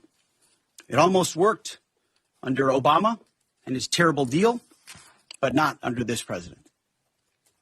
Turns out the regime who chanted death to America and death to Israel was gifted death from America and death from Israel. This is not a so-called regime change war, but the regime sure did change, and the world is better off for it. This morning, we spoke with retired Lieutenant General Richard Newton, who praised the U.S. operation to take out Iran's supreme leader. Thus far, a bold, a near flawless execution of an extraordinary military campaign. First time ever in history, we've conducted a joint campaign, sustained campaign with the United States and Israel going against the Iranian regime that have had a grip on the Iranian people really since the March of 1979. Unprecedented in terms of scale. We asked him about the distinction between the U.S. involvement in Iran now and the war in Iraq beginning back in 2003. What we are creating here under the Trump administration with regard to the aims for Iran is to create the conditions for the Iranian people to make the decision and reclaim their country. Perhaps looking back in history is sometimes in the rearview mirror, but we learn from it. The challenge we had in Iraq moving forward is, as I remember also, Charlie, when that statue came down, our intent here was to create a regime change. But what we did, and mistakes were made, with regard to now doing away with their infrastructure, with taking away their Iraqi bureaucracy and things of that nature that would prevent Iraq, the citizenry, from really being able to, now move forward and sustain a new government. The aim here, and we've learned from that, I guarantee you, certainly the Trump administration has. This is not for us to occupy Iran at any stretch. This is to create the conditions to topple the theocratic mullahs who've been in control for decades and move forward. It's up to the Iranian people to decide that. What we're providing for are the conditions to get rid of those thugs, as well as those who slaughtered Iranian citizens, but they've got American blood on their hands as well. And that's where we're moving forward with. And so I think that's what you're going to see. But in the meantime, in order to create those conditions, we've got to go after the elements of the Iranian regime that are not only, slaughtering Iranian citizens, but create havoc in the Mideast against U.S. national security interests, Israel. And now, since they've actually used their ballistic missiles and their cruise missiles to attack our Gulf Arab allies in the region, Qatar, United Arab Emirates, Saudi Arabia, Jordan, and so forth. And so a lot to play out here, but it's different. It's good to learn from that, however, Charlie. But I don't think we've got a situation where we're going to see Iraq redone. As for our congressional delegation, Representative Adam Smith, the ranking member of the House Armed Services Committee, calls the war in Iran a big mistake and says the president's intentions are unclear. We're in a full-scale Middle East war. We don't know exactly what it is that success would look like. What are we trying to accomplish, and how long is it going to last? Republican Congressman Michael Baumgartner from Spokane is defending the attack, saying Trump made the same decision every other president has. Many people that are saying it's illegal are also the same people that said nothing when President Obama attacked Libya, or said nothing when we were using justifiably military force against the Houthis. The hope is we will learn even more about this war. President Trump is scheduled to speak at some time in the coming hour. We'll bring you that as it happens. It's now 7:53, and that's time for a check on traffic. We do that every 10 minutes for you, and Chris Sullivan is watching the Monday Drive. Yeah, I want to thank our good friend Jay. Let me know that the crash on northbound I-5 in the HOV lane has cleared. It was right there around 304th, just north of the main interchange there with Federal Way at 320th. Travel time still 48 minutes to 50 minutes to make it from Federal Way to Seattle, which is actually a pretty good day. Northbound 509, seeing the brake lights approaching the First Avenue South Bridge, but nothing that you haven't gotten used to over the last 10 days. Northbound 167, seeing about a 50-minute trip again, off and on brake lights out of Auburn, and then at the north end, of course, and then Renton to Bellevue's about 30 to 35 now. Definitely packed into the S-curves, but by the time you're up to 44th, it's really not too bad of a drive. Across the lake, we're still doing really well. Coming down from the north end, you're not going to hit the brakes in Arlington or Marysville or Everett. It's really away from Linwood on 405. We've got about a 52-minute trip from Linwood down into Bellevue. For I-5, the brake lights begin right around 145th. We've kind of settled into the pattern there. It's also about 52 minutes from Linwood down into Seattle. This report brought to you by Lake Washington Windows and Doors. It's home show season, and Lake Washington Windows and Doors is giving you 20% off plus 12 months, same as cash financing. Visit them at the home shows or at lakewashingtonwindows.com. Forecast looks like we will have sunshine this afternoon. Highs in the upper 50s, maybe even 60 in some spots. Then we get showers the next few days, lasting through the work week with highs in the low 50s. So we can get out and enjoy this afternoon while we can.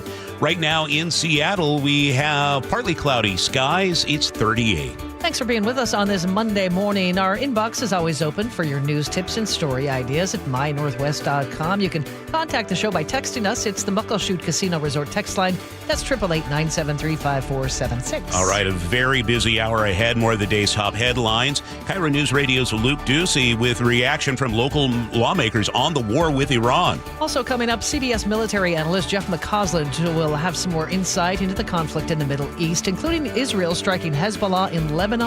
Jeff will have details coming up at 8:15. And we're standing by to hear from President Trump. He will make a public address for the first time since this war started. Whenever he takes a podium, we'll bring that to you. And stand by. CBS News is on the way with the latest world and national headlines. This is Seattle's Morning News here on KIRO News Radio.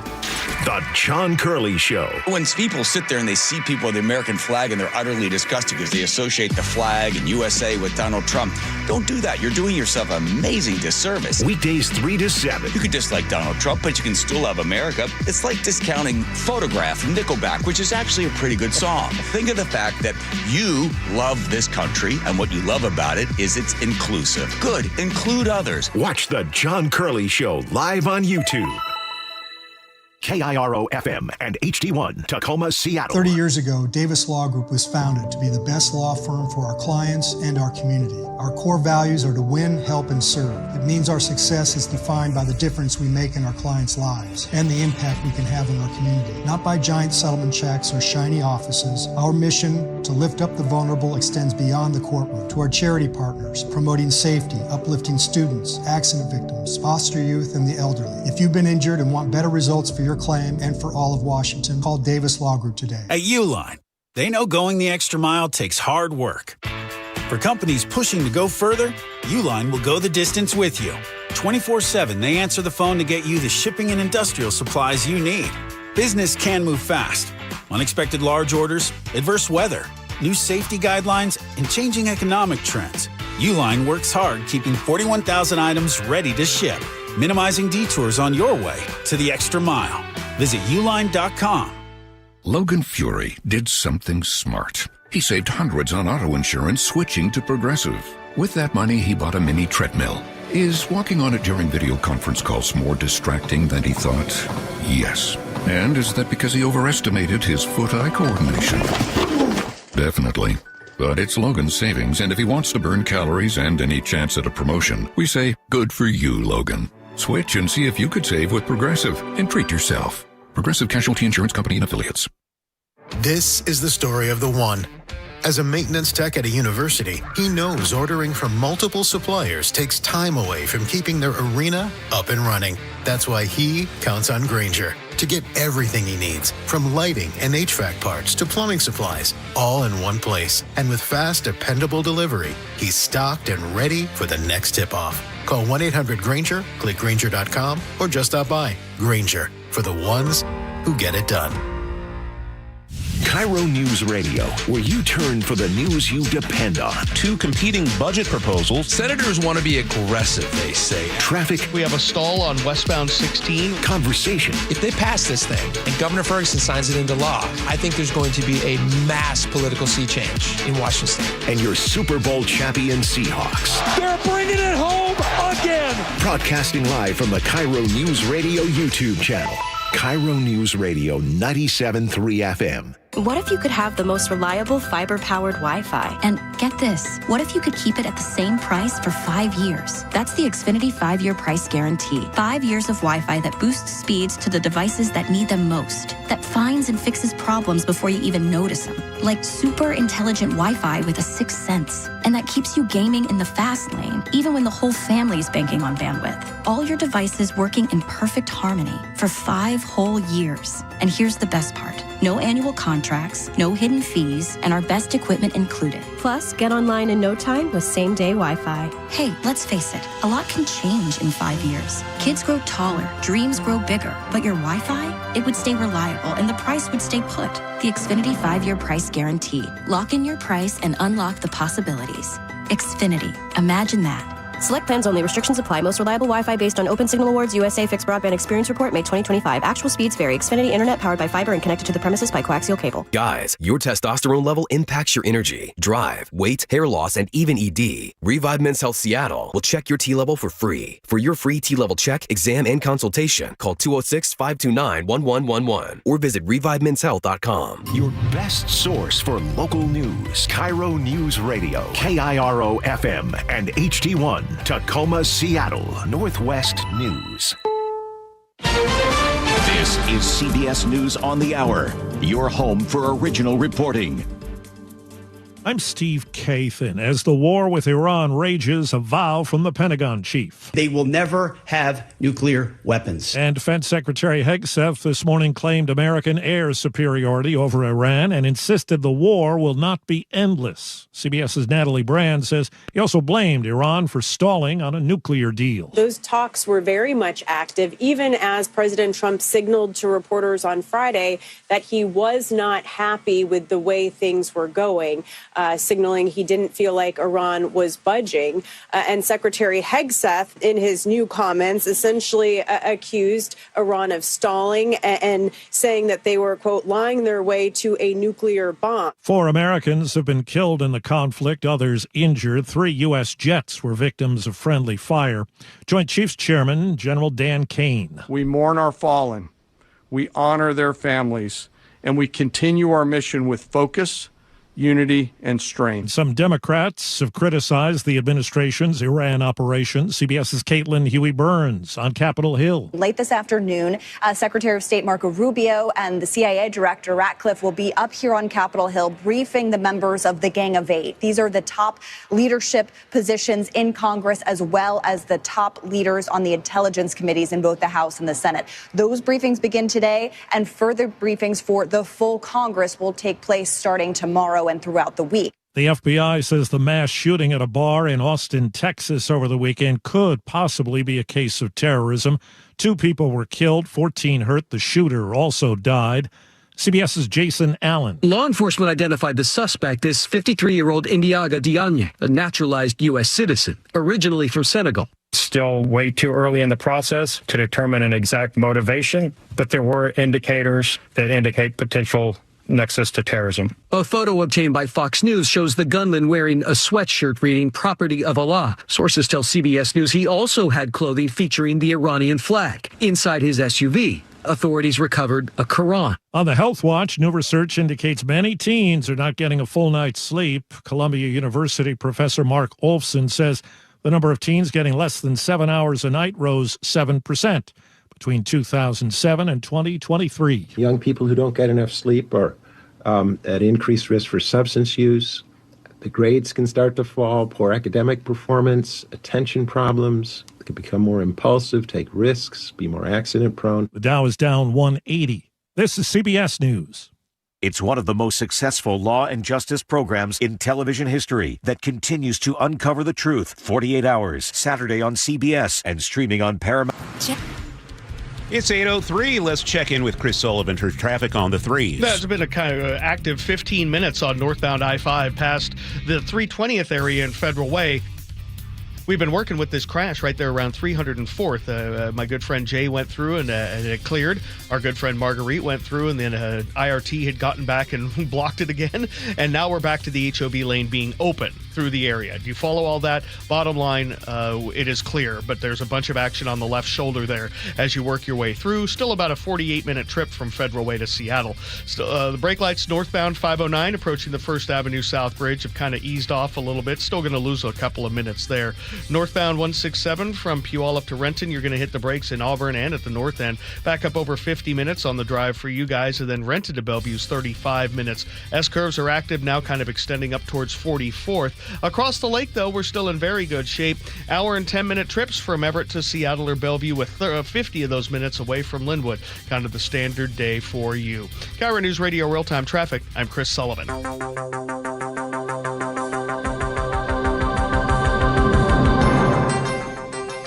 8:04 on the Monday, March 2nd, 2026 edition of Seattle's Morning News. I'm Charlie Harger with Manda Factor. Members of Congress on both sides of the aisle are speaking up after the U.S. and Israeli attack on Iran. Representative Adam Smith calls the war a big mistake. Congressman Michael Baumgartner calls it important and necessary. We get more live now from KIRO Newsradio's Luke Ducey. Yeah, they agree on one thing, however. They support a change in leadership in Iran. Smith also says he agrees that the Iranian government has terrorized and even killed its own citizens, but he says going to war is not the answer. We're in a full-scale Middle East war. We don't know exactly what it is that success would look like. What are we trying to accomplish? And how long is it going to last? On the other side of the aisle, Republican Congressman Michael Baumgartner says the president is receiving praise from other world leaders about his no-nonsense approach to Iran. He also says we could see short-term disruptions here at home, like higher gas prices. Oil prices have surged some 9% over the weekend. He also fears possible terror attacks. We think there are other Iranian terrorist groups in the country. Many of you may remember that the Iranians were linked to an assassination attempt at the Saudi ambassador in Washington, D.C. a few years ago. Well, he spoke with reporters. He then turned his attention to our men and women in uniform, from Fairchild Air Force Base near Spokane. That's where Baumgartner's district is located, to bases here in Western Washington and the 50,000 troops serving in the Middle East right now. And they play an important role for us, but they do sacrifice a lot, including potential security. So it's something that we hold dear. Smith acknowledged our troops as well. But again, you're going to be hard-pressed to find a politician not in favor of new leadership in Iran. The disagreements come with how to achieve that by military force or by hard-handed diplomacy. That is the debate going on right now among Congress. We'll continue to follow it. Luke Ducey reporting. Demonstrators marched from the federal building in downtown Seattle to Pike Place Market yesterday. This man tells KIRO 7 he supports the U.S. strikes in Iran. We had to stop. We could not, we meaning the whole world, we could not sit back and let government of Iran to do what they are doing. What Iranians want, they want freedom. They want the essential things of life. Saturday, a caravan of those supporting the strikes made its way from Bellevue to Seattle. Demonstrators also gathered in Seattle to speak out against the war. We are here to show a unified front saying no war with Iran. The activist group Seattle Against War organizing a protest of hundreds of people.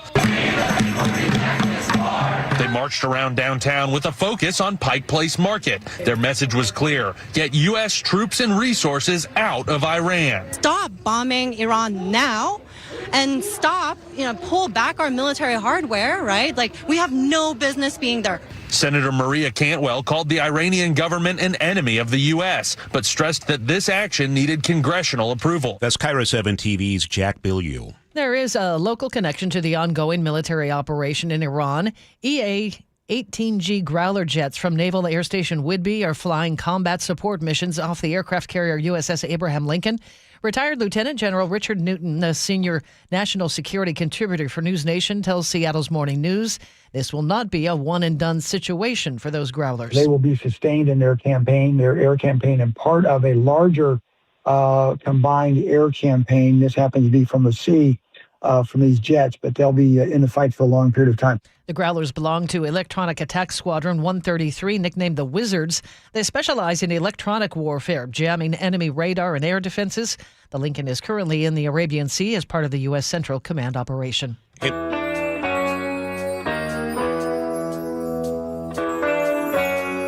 Keeping you informed since 1974. This is the city's longest-running radio news show. Seattle's Morning News on KIRO News Radio.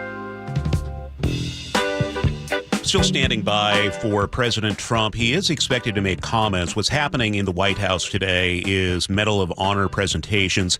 So it is expected that during those presentations, he will have some sort of comments about this war in Iran, and we'll carry those live. He's Charlie Harger. I'm Manda Factor. Sully's here keeping an eye on traffic for us every 10 minutes, and producer David Burbank is in the studio, too. I noticed something this morning. I'm really glad we're in March now because I do something kind of divisive. What? I say February. Yes. I know a lot of people say, no, it has to be February. Okay. Where do you land on that? Well, there's an R there. Yeah, so you say February, David? Yeah, I think as a kid, to help myself to spell it out, I started sounding it out February. And so, I think that stuck. Same with Wednesday. You call it Wednesday? Yes, of course. Okay, and Sully? Library. February.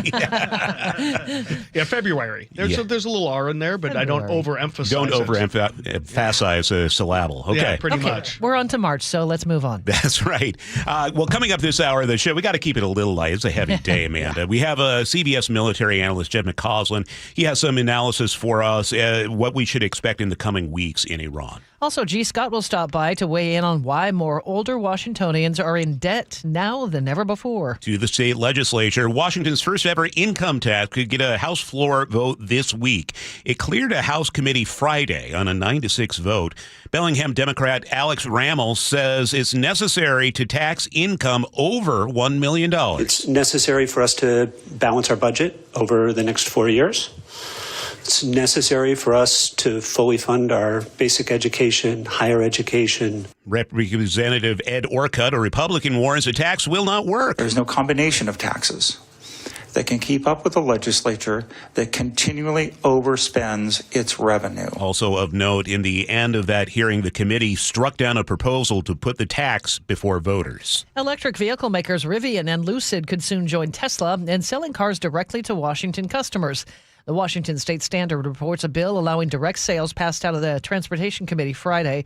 It's the result of private negotiations between the companies and the Washington State Auto Dealers Association, which has long opposed direct sales.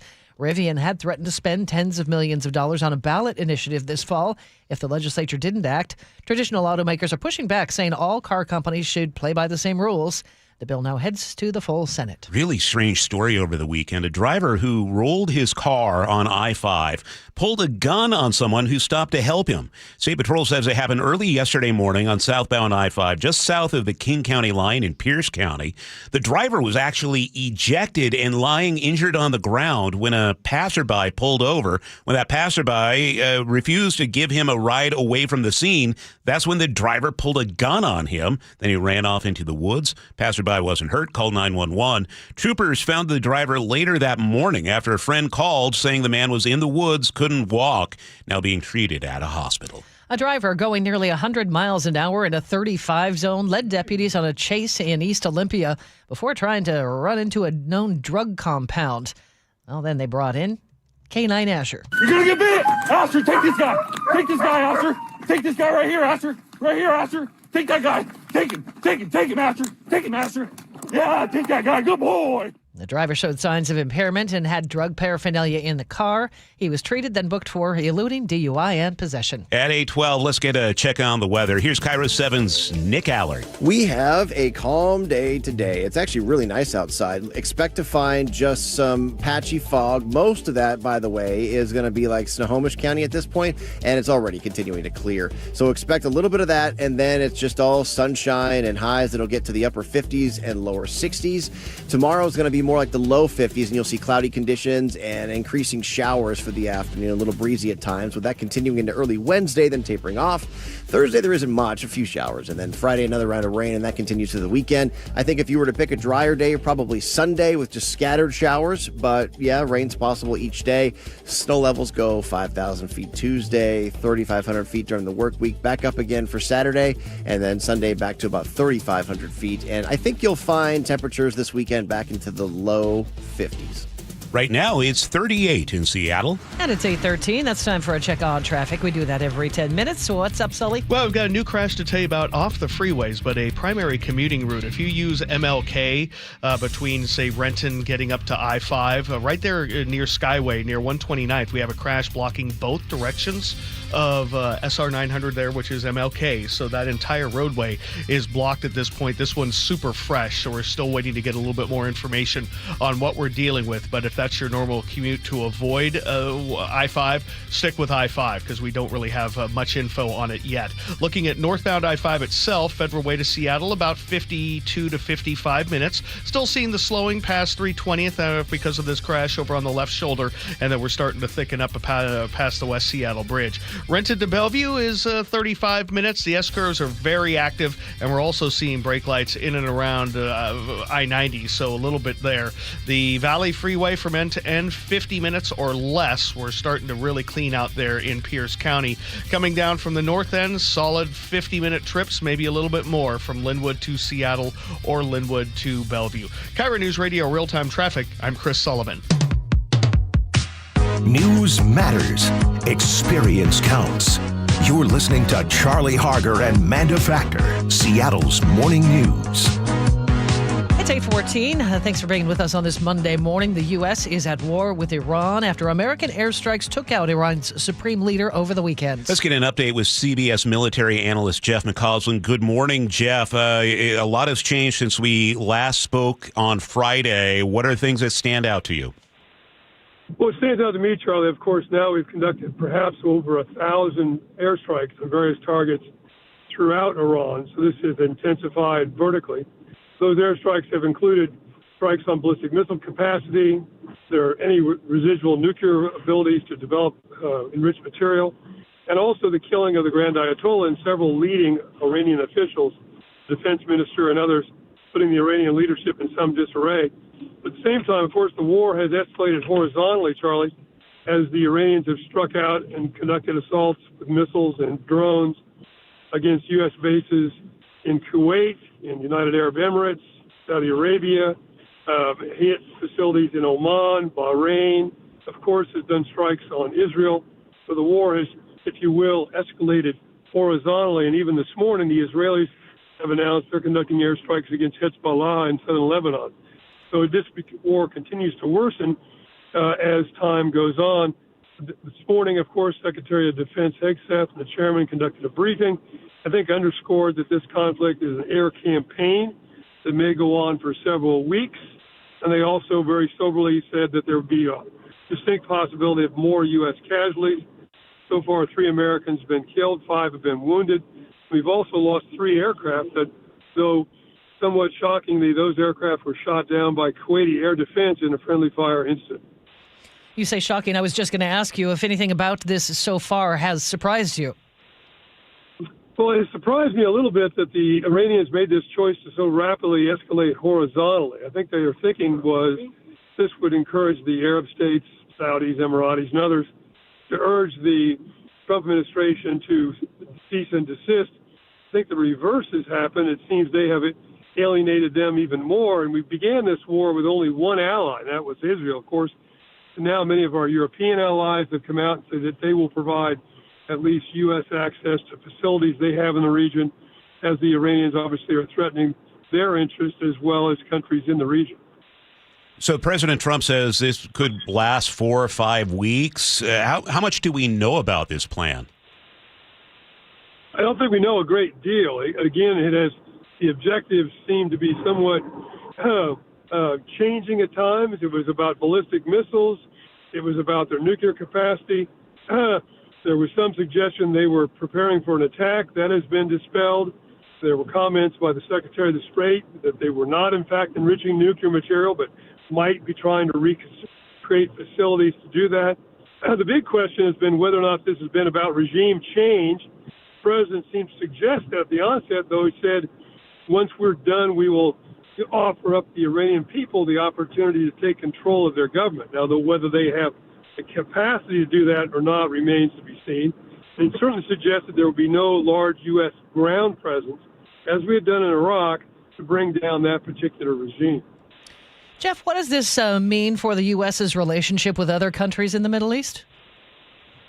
Well, I think it's going to perhaps improve some of the relations. There are some reports the Saudis had privately urged the president to conduct these attacks. No love lost between the Saudis and the Iranians for years. Iran, largely a Shiite state, Saudi Arabia, a Sunni state. They have been competing for decades to be the regional hegemon, if you will. The Iranians, had actually done an attack on Iran back in 2019 against their facilities and oil facilities in the Gulf region. And also the Saudis believe that they had tried to incite social unrest amongst the Shiite population, particularly in the eastern provinces. So the monarchies in the Middle East and the Gulf region had no great love for the Ayatollah and so-called, political Islam, as they described it, and the revolution that Iran was trying to push across the region. The Ayatollah was a person responsible for untold numbers of deaths, including thousands of Americans over the years. Jeff, what kind of safeguards are there that the next leader of Iran won't be equally or even more bad? Well, I don't think there are any. I mean, we could come out of this in a couple of ways, Charlie. One, you could have kind of a bruised regime. Right now, there's a triumvirate leading the country after the Ayatollah was killed. There's a meeting of 88 clerics, the Guardian Council, to select a new grand leader, which might be the Ayatollah's son, by the way. So you could have a bruised Iranian regime survive and negotiate.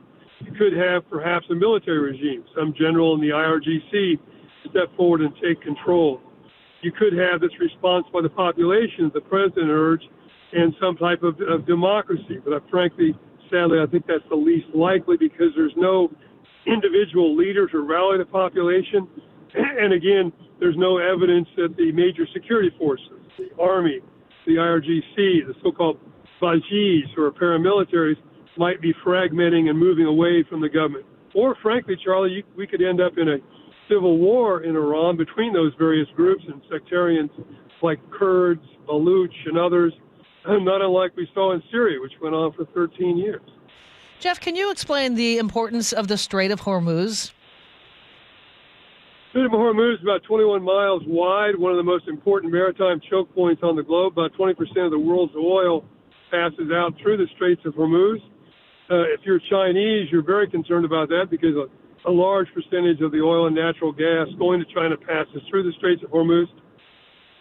And the Iranians, certainly by threats or actual military capacity, can close those straits down. There have been reports of 3 tankers being struck, and many maritime companies, whether the Iranians say they're blockading the straits or not, may decide not to move tankers through there simply because of the danger. We're already seeing this morning oil prices moving up towards $75 a barrel. There are some suggestions if the war goes on for several weeks, we could see $100 a barrel, which will affect gas pumps in the United States, even though we don't get a lot of oil from that particular region.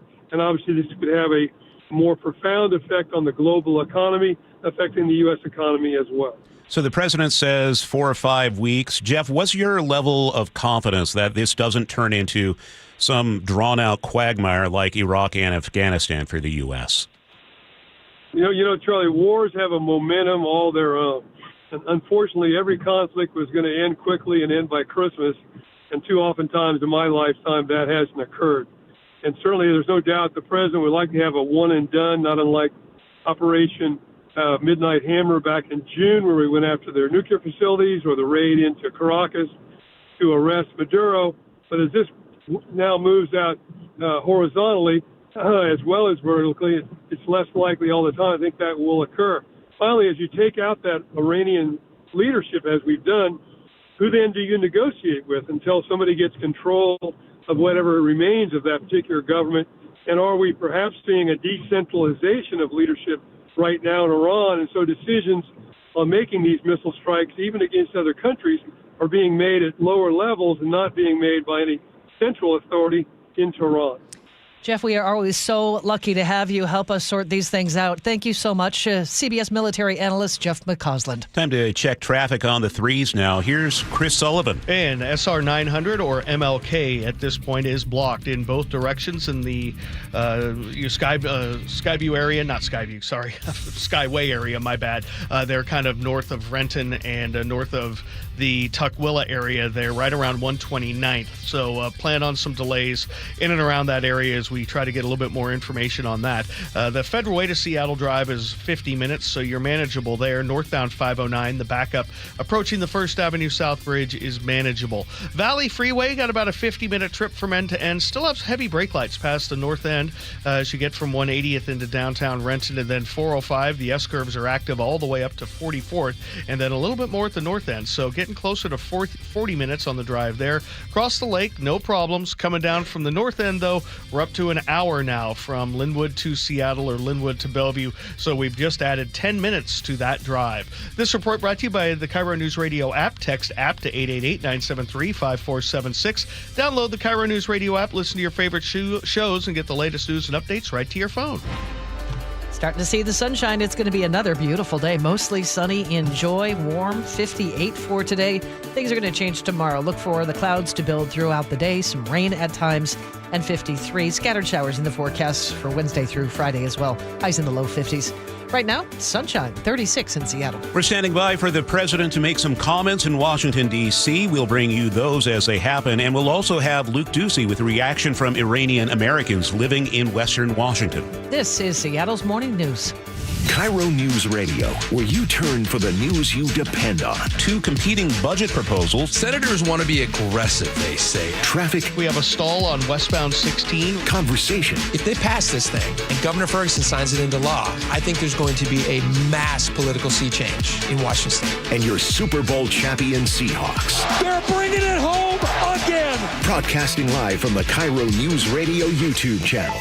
KIRO Newsradio 97.3 FM. It started as a puddle. Where? In the shower. Uh-oh. Then the kitchen sink. Started backing up? Yeah. I know where this is going. Clogged up. Right. No problem. Beg your pardon? There's no clog we can't clear. You're Dan. From Apollo Plumbing. This is going to get pricey. How about $83? To clear my drain? Apollo Plumbing clears main drains every day. For $83? 83 or it's free. What's the catch? No catch. We'll even do a camera inspection. Why's that? It's the best way to find the cause of your clog. And it's included? No extra charge. Truth is, we hate clogs. I don't love them. Seen them all. Ew. I promise, there's no clog Apollo can't clear. Guaranteed. 83 or free. Goodbye, slow drains. All it takes is an accessible clean out. And Apollo gets my drains draining again. You call, we come, it's fixed. My heroes. Just doing our job. Thank you, Apollo Plumbing. ApolloPlumbing.com. This is the story of the one. As a maintenance tech at a university, he knows ordering from multiple suppliers takes time away from keeping their arena up and running. That's why he counts on Grainger to get everything he needs, from lighting and HVAC parts to plumbing supplies, all in one place. And with fast, dependable delivery, he's stocked and ready for the next tip-off. Call 1-800-GRAINGER, click Grainger.com, or just stop by. Grainger, for the ones who get it done. Do you have at least 1 month worth of food in your pantry? If not, you should definitely go to MyPatriotSupply.com right now. My Patriot Supply is America's #1 supplier of long-term storable food. They've helped over 3 million Americans get prepared. And for a limited time, when you order their best-selling 4-week food supply, you'll get an additional week of food absolutely free. There's no catch, but act fast because this offer ends soon. Claim your free emergency food kit now at MyPatriotSupply.com. That's MyPatriotSupply.com.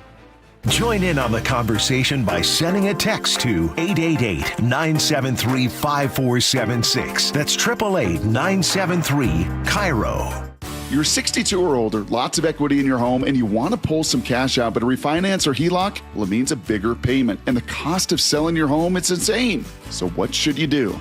Hey, Brock Hewitt here for Tila Mortgage. You don't need to live at a lower standard than you deserve. You really got 3 options. Number 1, sell your home. 2, get a HELOC or refinance. Or 3, get a reverse mortgage. Tila has done the analysis and believes that a reverse mortgage is the most cost-effective way for seniors to get cash out of their homes without selling and having the option of no monthly mortgage payment. Too good to be true? No. Call today and let's compare. Tila, spelled Tila, is a name you can trust for truthful, honest, and ethical advice for all your mortgage needs. Give them a call today. 206-766-8888. That's 206-766-8888 or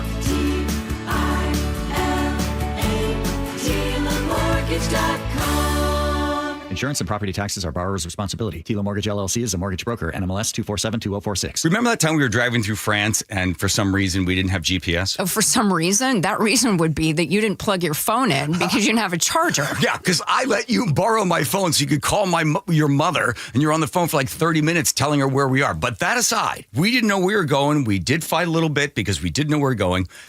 I think that Longevity Medical Clinic is like the GPS for us. They tell us which turns to make. They tell us which directions to go, right? They do. And now I feel like the two of us together have a clear path and we have more control over our own health care. Right, exactly. So you don't have to get out of the car and try to find information somewhere. It's all right there. As you're aging, all the little sort of turns you have to make in order to be able to have lots of energy and to enjoy your life.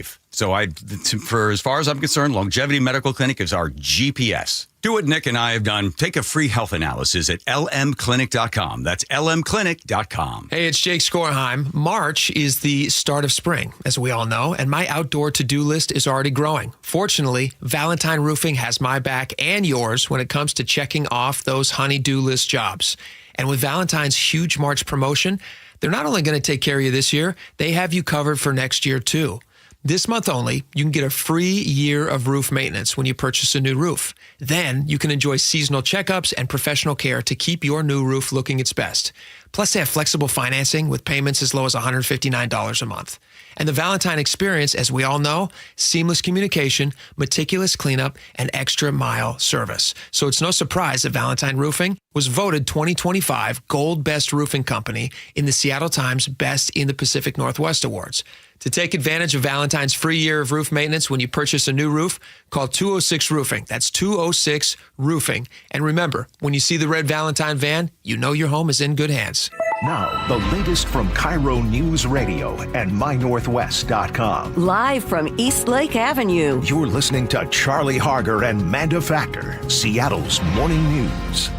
CBS News special report, Iran airstrikes day 3. This operation is a clear, devastating, decisive mission. Destroy the missile threat, destroy the Navy, no nukes. Defense Secretary Pete Hegseth. President Trump's been posting on social media. White House correspondent Weijia Jiang on what he had to say. He said that it is the U.S.'s responsibility to do something about Iran's threat to the world, saying that we are the greatest power. Trump's presiding over a Medal of Honor ceremony in the White House this hour. Joint Chiefs of Staff Chairman Dan Kane briefed reporters about the firepower raining down on the Islamic Republic. Here's CBS's Charlie Daggett. He specifically talked about Space Force and cyber, knocking out Iran's ability to see what was coming at them. He then specifically mentioned Tomahawk cruise missiles, among the biggest munitions that will be fired from this particular region. 4 Americans dead, more than 500 Iranians. CBS News special report. I'm Vicki Barker. It's 8:31. Many Iranian Americans here in the Pacific Northwest are thanking the Trump administration for helping overthrow the current regime. And KIRO News Radio's Luke Ducey is here with more.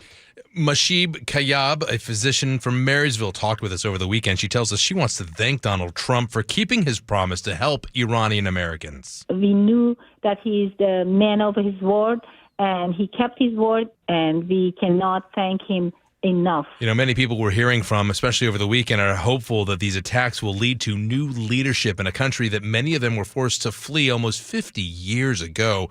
Protesters at Pike Place Market over the weekend told KIRO 7 TV they support a change in leadership, absolutely, but not with military action. If you look at the past few weeks, they have killed tens of thousands of their own people. They have only one motive: to get rid of Israel with no reason. And there's also uncertainty about this summer's World Cup. Iran is scheduled to play New Zealand and Belgium in Los Angeles, where the largest number of Iranian Americans live right now. And they have a home game, or a game, I should say, against Egypt right here in Seattle, scheduled for June 26th. More from CBS News on that. In a statement, the president of the Football Federation Islamic Republic of Iran said in part, quote, "What is certain is that after this attack, we cannot be expected to look forward to the World Cup with hope." We'll see what happens on the World Cup front. Many of the 15,000 Iranian Americans who live here in Washington State, Charlie and Manda, are watching, of course, what happens very closely. Thank you, Luke.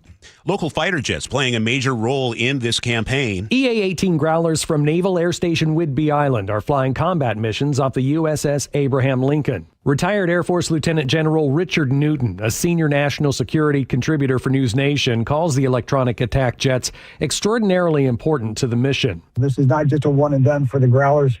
They will be sustained in their campaign. He also tells Seattle's Morning News the Growlers proved themselves in a January raid and continue to be essential. Frank Lenzi, KIRO News Radio. It's 8:33 and time for a check on traffic. We do that every 10 minutes. So what do you have for us, Sully? Well, I have things easing in the Pierce and South King area as most of the traffic has kind of moved through. It's just going to take a little bit of time, but the travel times are not bad.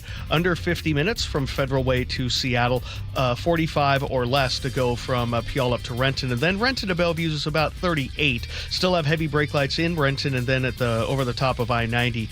Coming down from the north end, still an hour away from Linwood on both 5 and 405 to get you down into Seattle or Bellevue. Lake bridges are still in pretty good shape, and I'm getting some reports of that the crash there on MLK there just north of Tukwila as you work your way through Skyway. It looks like it might be taking care of itself and might be clearing here shortly. This report brought to you by Home Comfort Alliance. Last year was one of the hottest on record. Get efficient heating and cooling with a Home Comfort Alliance heat pump for the price of an AC. Don't wait. Visit homecomfortalliance.com. Beautiful weekend, and we have one more day of sunshine. A high of 58 in Seattle, low 60s in spots. Tomorrow, showers. Next few days might be kind of wet. with highs in the low 50s. So get out and enjoy this afternoon if you can. Right now in Seattle, it's 38. Bringing you Seattle's morning news since 1974, this is KIRO Newsradio. Monday mornings, we speak with Casey McNerney from the King County Prosecuting Attorney's Office for Crime and Punishment. And Casey, kind of a high-profile retirement in your office last week. Yeah, Amy Friedheim, who's just fantastic and really the best prosecutor in the state for vehicular homicides and felony traffic cases, retired after 35 years. And you may not know her name, but you certainly know her work, because every vehicular homicide in King County since 1999 has gone across her desk. Every felony traffic case for decades has gone across her desk. And you know, she's made a real difference with better laws, with addressing this kind of behavior. You know, I asked her what she wanted people to know about her work, and here's what she had to say. It costs our state over $4.4 million every time there's a fatal crash or a serious injury crash on our roads. The commerce that's stopped because of the road, all the first responders that are going to the road, DOT that has to clean up the road. We're talking the medical examiners going out to the road. You know, don't think of it as just the people who are in the crash. Even a fender bender in a DUI that blocks the roadway blocks commerce on our roads.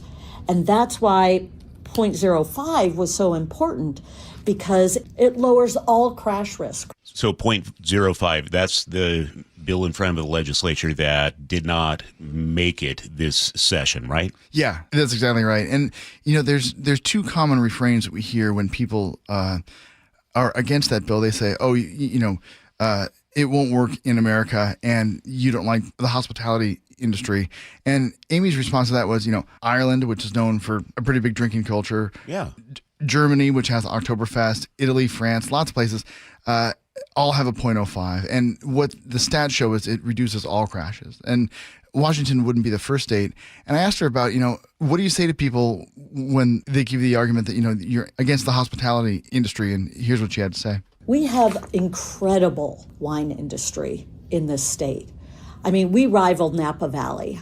I'm a microbrew person. I want a beer that I can stand a fork up in. I love good microbrews. I like my vodka martinis stirred and with 3 olives so that I have an appetizer, a meal, and a dessert. And we have an incredible liquor industry. I am not against alcohol. I am against 100% getting behind the wheel impaired. And I have the responsibility to get into my car sober. You can only imagine, if she's been doing this for 30 years or so, what she must have seen over those years. Just a heartbreak, the tragedy. Oh, yeah, really, every week. Yeah, absolutely. And one of the most powerful cases that she talked about was one where there was a car that went over an embankment. The driver was crawling out and the passenger was killed. And there was a witness who saw this and followed the driver until he could identify him to police. And she was preparing this witness for trials, saying, here's what's going to happen. And I'll let Amy take it from here. You know, just tell the truth. And if you don't remember something, it's okay to say you don't remember. And if you don't know, it's okay to say you don't know. And I said, so this must have been pretty upsetting for you. You know, have you ever seen anything like this before, or been involved in a fatality crash before? And he said, actually, yes. I killed my girlfriend in King County. And I said, what? I mean, I'm the only prosecutor for vehicular homicides. And I said, how long ago? And he turns and he points to a photo on my wall and says, that's her. I took her picture. And then I remembered the case because I knew her picture that the family had given me. And he said, Amy, when I was leaving prison, he went to prison for this. So when I was leaving prison, the officer was giving my things back and said, you have paid your debt to society. You're free. And I looked at him and I said, I'll never be free. I killed a person whom loved me unconditionally. I will always carry around the fact that I killed her. And when I saw this crash, I knew I had to step in and I needed to do the right thing.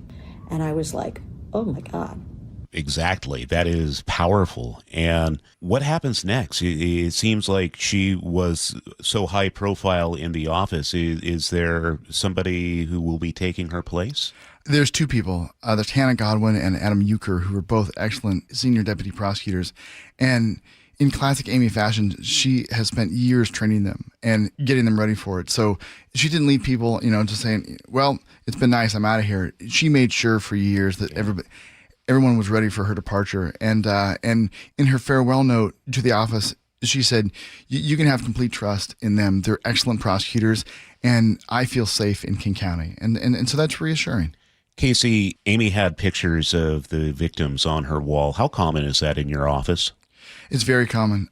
If not the pictures, the names certainly, or the cases, or at least in people's memory. When you go to scenes that are certainly fatal, but even non-fatal cases, you don't really ever forget that. And I think you could talk to any prosecutor in the King County Prosecutor's Office and say, hey, what do you remember about the cases that you worked on? And they can give you details, like they're reading from the court documents, because it's really seared in your memory when you work with people like that. Okay. Thank you, Casey, and congratulations to Amy Freetime on a 35-year career. Casey McNerthy from the King County Prosecuting Attorney's Office. Thanks, Casey. It's great to see you, Charlie. Day 3 of the war with Iran. We are still standing by for President Trump to have some comments on that, and we will take you there live just as soon as he starts to speak. Sully, what's coming up in traffic? Well, we've added a lot more volume on northbound I-5 working into downtown Seattle. I'll break it down for you next. The John Curley Show. When people sit there and they see people with the American flag and they're utterly disgusted because they associate the flag and USA with Donald Trump, don't do that. You're doing yourself an amazing disservice. Weekdays 3 to 7. You could dislike Donald Trump, but you can still love America. It's like discounting Photograph from Nickelback, which is actually a pretty good song. Think of the fact that you love this country, and what you love about it is it's inclusive. Good. Include others. Watch The John Curley Show live on YouTube. 1-877 Cards for Kids. KARS Cards for Kids. Call 877 Cars for Kids to reach a friendly live agent. Donation's super easy, and your car can be picked up as soon as tomorrow. Call us now or go to carsforkids.org. That's cars with a K. 1-877 Cars for Kids. Donate your car today. Did you know you can donate real estate too? Your best source for local news. KIRO Newsradio, Northwest News. Endless hours of research, seeking referrals, dozens of calls. Hiring the right attorney can be a challenging process during an already difficult time. J.P. Pendergast with Pendergast Law explains. In Washington State, Tom, there are thousands of attorneys to choose from. Referrals and online research can be helpful, but discovering the right attorney requires a conversation. It can be hard to identify integrity and authenticity without that interaction. So, what do you recommend? We encourage anyone looking for personal injury representation to call for a free consultation with our team before making a decision simply based on referrals or online research. Accident victims need an attorney that listens, demonstrates honesty, and is genuinely understanding of their unique circumstances. The care, attention, and preparation that our firm provides throughout the case mirrors the effort involved when taking on the insurance companies. Save time and avoid mistakes after an injury. Contact the caring and compassionate team at Pendergast Law. If you or a loved one has been injured in a car accident, call Pendergast Law. We can help. Looks like the president is about to speak any moment now at the White House. Before that, let's check in with Sully at the traffic desk. And I'm looking for a crash on northbound I-5 just past the West Seattle Bridge, or before the West Seattle Bridge. We're starting to see some heavy braking there. You're still going to need about 45 minutes from Federal Way to Seattle. Valley Freeway, about 45 minutes or less now, probably closer to 42. We're really thinning out, except for right there in Auburn. And at the north end, we're going to see Renton to Bellevue running right around 35 minutes. Lake bridges are still good, still about an hour from Linwood to Seattle or Linwood to Bellevue. Most of Pierce and Thurston counties look really good at this point. Lake bridges are fine. KIRO Newsradio Real-Time Traffic, I'm Chris Sullivan. And our forecast, one more really nice day, sunshine, warming up to 58 for today, and then things will start to look a little bit different tomorrow. Building clouds, we'll see some showers at times for tomorrow in 53. Showers in the forecast for Wednesday, Thursday, and Friday as well. Right now, some sunshine and 36 in Seattle. Let's try to squeeze in a quick break. We're standing by for the president. We'll break in as he starts speaking. An organized home is a happy home and a happy homeowner. John Curley here. Closets by Design made me and my home happy. Experience the quality and backing of a national brand with friendly local Seattle service. From booking the appointment to a free in-home consult to installation day, Closets by Design will leave you wowed and clutter-free. Right now, get up to 40% off plus an additional 15% off and 18 months financing and free installation. Visit closetsbydesign.com or call 1-800-BY-DESIGN to schedule today. You're losing your hair and you simply need a solution that works. You want the best. Modern technology, top-rated physicians, something that's guaranteed to work. Guys, you need world-class Dr. Perungo and his team at Advanced Hair. Advanced Hair has completely redefined hair restoration. From the experience itself to their unmatched results, receding hairline, bald spot, thinning hair, maybe all three like I had. Get your hair back with Advanced Hair's simple one-day treatment that begins to regrow your own natural hair the very next day. Advanced Hair has changed tens of thousands of lives, including mine. And get this, Advanced Hair is once again the winner of the 425 Business of the Year. For your free consultation, call 425-449-8185. Right now, you'll get $250 off and 250 free hair grafts. Refine your hairline with the team that redefined hair restoration. That's 425-449-8185. Or for the before and afters, visit advancedhair.com. This is the story of the one. As a procurement manager for a hospital system, she keeps every facility in her network stocked and ready. That's why she counts on Grainger to be her single source for thousands of products, from disinfectants to lighting, air filters, and more. And with fast, dependable delivery, Grainger helps her keep every facility stocked, safe, and running smoothly. Call 1-800-GRAINGER, click Grainger.com, or just stop by. Grainger, for the ones who get it done. Jackson Hewitt handles your taxes and your stress. Inhale on no surprise price of $149 or less. Exhale, paying more for complicated taxes. You won't. Inhale, new tax law knowledge. Exhale, missing out on your biggest refund? Certainly not. Don't miss paying $149 or less. Rest easy. Jackson Hewitt's got your taxes. Guaranteed. Limited time offer for new clients on federal returns. Participating locations only. Terms at jacksonhewitt.com/149. Now let's head to the White House, where President Trump is about to take the stage.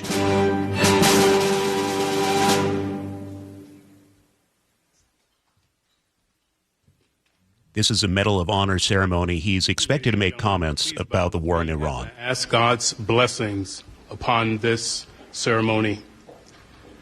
Almighty God, your steady hand has guided this republic for nearly 250 years. From its birth in the wilderness to this very hour, we come to you now with grateful hearts. We assemble here today to honor men who, when the test came, were steadfast and unmovable. We thank you for the unyielding conviction of Master Sergeant Roderick Edmonds, who looked evil in the eyes and did not flinch. And we thank you for the battlefield grit of Command Sergeant Major Terry Richardson, courage that saved lives in Vietnam and courage that stands before us today. And Lord, we thank you for Staff Sergeant Michael Allis, who, in a final selfless act, made his own body a shield for a friend. Bless the family and friends of these great men of honor, O Lord, and forbid that we leave this place as mere admirers of their heroic deeds. Plant in our hearts a measure of their courage, that we might prove worthy of the freedom for which they and generations before them defended. And Lord, now let the light of liberty continue to shine on our great nation. We pray in the strong name of the one who guides us. This will defend. Amen. Again, we're at the White House anticipating comments from President Trump at this Medal of Honor ceremony, as well as the war in Iran. And thank everybody for being here, and please feel free to sit.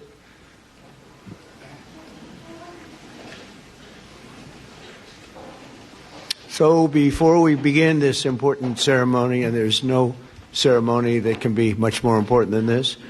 Let me provide a brief update on Operation Epic Fury. Today, the United States military continues to carry out large-scale combat operations in Iran to eliminate the grave threats posed to America by this terrible terrorist regime. Following our obliteration of Iran's nuclear program in Operation Midnight Hammer a short while ago, we warned Iran not to make any attempt to rebuild at a different location because they were unable to use the ones that we so powerfully blew up. But they ignored those warnings and refused to cease their pursuit of nuclear weapons. In addition, the regime's conventional ballistic missile program was growing rapidly and dramatically, and this posed a very clear, colossal threat to America and our forces stationed overseas. The regime already had missiles capable of hitting Europe and our bases, both local and overseas, and would soon have had missiles capable of reaching our beautiful America. The purpose of this fast-growing missile program was to shield their nuclear weapon development and make it extraordinarily difficult for anyone to stop them from making these highly forbidden by us nuclear weapons. We were the ones that were complaining. We were the ones that wanted it stopped. But everybody was behind us. They just didn't have the courage to say so. An Iranian regime armed with long-range missiles and nuclear weapons would be an intolerable threat to the Middle East, but also to the American people. Our country itself would be under threat, and it was very nearly under threat. I was very proud to have knocked out the Iran nuclear deal by President Barack Hussein Obama. That was a horrible, horrible, dangerous document. They would have had nuclear weapons 3 years ago, and they would have used them. But I'll not let that happen. For almost 47 years, this regime has been attacking the United States and killing Americans. Every time you see someone with missing arms and legs or a face that's been absolutely shattered violently, it was almost certainly caused by an Iran roadside bomb. They were put there by General Soleimani, who was the father of the roadside bomb. Very proudly, he thought, but I terminated him in my first term. This was our last best chance to strike what we're doing right now and eliminate the intolerable threats posed by this sick and sinister regime. And they are indeed sick and sinister. Our objectives are clear. First, we're destroying Iran's missile capabilities, and you see that happening on an hourly basis, and their capacity to produce brand new ones, and pretty good ones they make. Second, we're annihilating their Navy. We've knocked out already 10 ships.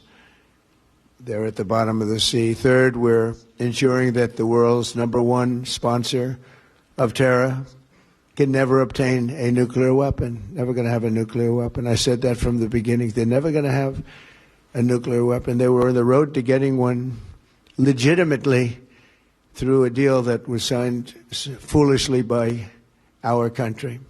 And finally, we're ensuring that the Iranian regime cannot continue to arm, fund, and direct terrorist armies outside of their borders.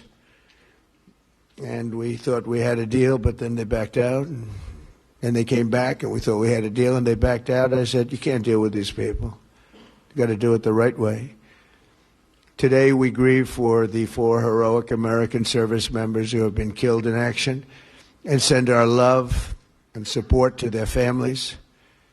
In their memory, we continue this mission with ferocious, unyielding resolve to crush the threat this terrorist regime poses to the American people, and a threat indeed it is.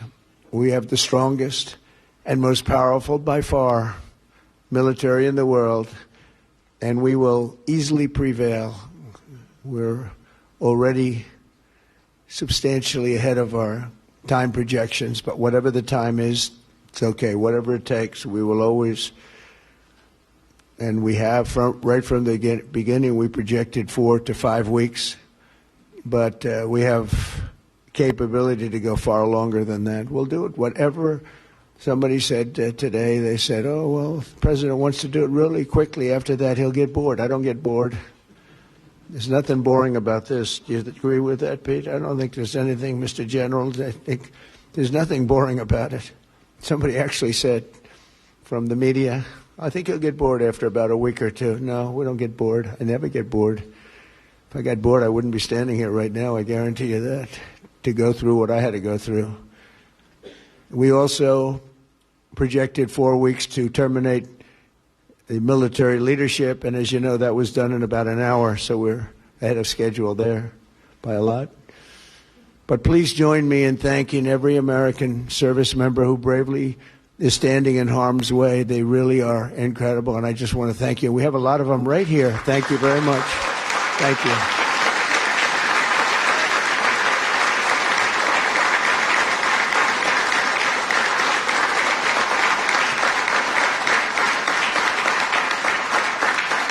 Thank you, everybody. We have a lot of great service members here with us, too, in this beautiful building. Isn't it beautiful? That is President Trump as he's speaking ahead of the Medal of Honor ceremony, saying Iran ignored the warnings about their nuclear program, and he said it was an intolerable threat to the Middle East, but also the American people. Stay with KIRO News Radio for all the latest developments. It's 8:55. Do we have time for a quick check on traffic? Nope. Sorry. Sully. Nick says no. Thanks for being with us. G and Ursula on the way here on KIRO News Radio. The John Curley Show. When people sit there and they see people with the American flag and they're utterly disgusted because they associate the flag and USA with Donald Trump, don't do that. You're doing yourself an amazing disservice. Weekdays 3 to 7. You could dislike Donald Trump, but you can still love America. It's like discounting Photograph from Nickelback, which is actually a pretty good song. Think of the fact that you love this country, and what you love about it is it's inclusive. Good. Include others. Watch the John Curley Show live on YouTube. KIRO FM and HD1, Tacoma, Seattle. Have you ever wondered how to use your tax return to reduce future taxes? Madrona Financial's 1040 Treasure Hunt is a free hands-on workshop that shows you how to analyze your return and uncover tax savings opportunities. This free event is happening March 3rd at 6 p.m. at Madrona's Kirkland office. RSVP at 833-673-7373 or visit madronafinancial.com/events to reserve your spot today. This is a paid advertisement. Investments involve risk. See full disclosures at madronafinancial.com. Have you thought about how your finances should change in 2026? Well, my friends at WaFd Bank can help. Right, Brad? Right, Dave. Set your financial goals and stick to them with free checking. No minimum balances or monthly maintenance fees to worry about. You also get spending tools to help you stay on top of your budget. Not only is WaFd Bank a best bank, we have more than 200 branches to serve you across 9 western states. And tell me about this voice-activated banking I've been hearing about. You can check your balance and make transfers between your WaFd accounts when your hands are full, which, let's face it, is probably most of the time. You'll also have access to free tools like person-to-person payments with Zelle, mobile check deposit, intuitive new debit card management tools to turn your card on and off, set spending notifications, and when those unfortunate times happen, submit fraud disputes right inside the WaFd mobile app. And you can choose from those great-looking Seattle Kraken and Seattle Seawolves debit cards. So visit wafdbank.com to open your account today. Non-sufficient funds charges may apply. Member FDIC. I had pain. I had numbness in my feet. That pain and that numbness just got worse and worse and worse as time went on. This is Greg describing life with neuropathy. I went to 5 podiatrists, tried different treatments, tried different orthotics, tried different shoes, had cortisone shots in the tops and the bottoms of my feet. Saw a neurologist. All my medical doctors said, can't help you. Live with the pain. You're not going to be able to sleep. This is your life. And then I just gave up until I found Sound Pain Solutions. I'm Dr. Mark Shelley, a chiropractic physician and board-certified functional neurologist at Sound Pain Solutions. Our neuropathy treatments can rehabilitate damaged nerves. We use FDA-cleared, non-surgical, drug and pain-free procedures that help neuropathy sufferers like Greg find relief. I feel better. I mean, just feeling better is huge. If you experience numbness, shooting or burning pains, or loss of balance, call us. Sound Pain Solutions, 855-996-0025 or click soundpainsolutions.com. Hey homeowners, are you stuck on the credit card treadmill and stressed because your consumer debt and monthly payments are too high? Well, Brock Hewitt here with a smart solution. Your home's equity in the Seattle Metro is probably larger than ever. It's like you're sitting on a stack of cash. Consider a cash-out refinance with Tila Mortgage to consolidate your high-balance credit cards, second mortgages, home equity lines of credit, and student loans, or get cash for a remodel. With interest rates finally coming down, consolidating your debt now may be the best decision you ever make. With excellent client reviews and trusted in Washington for over 25 years, Tila has competitive rates on refinance, purchase, or reverse mortgages too. Tila, spelled T-I-L-A, is a name you can trust for truthful, honest, and ethical advice for all your mortgage needs. Call Tila Mortgage today, 206-766-8888. That's 206-766-8888 or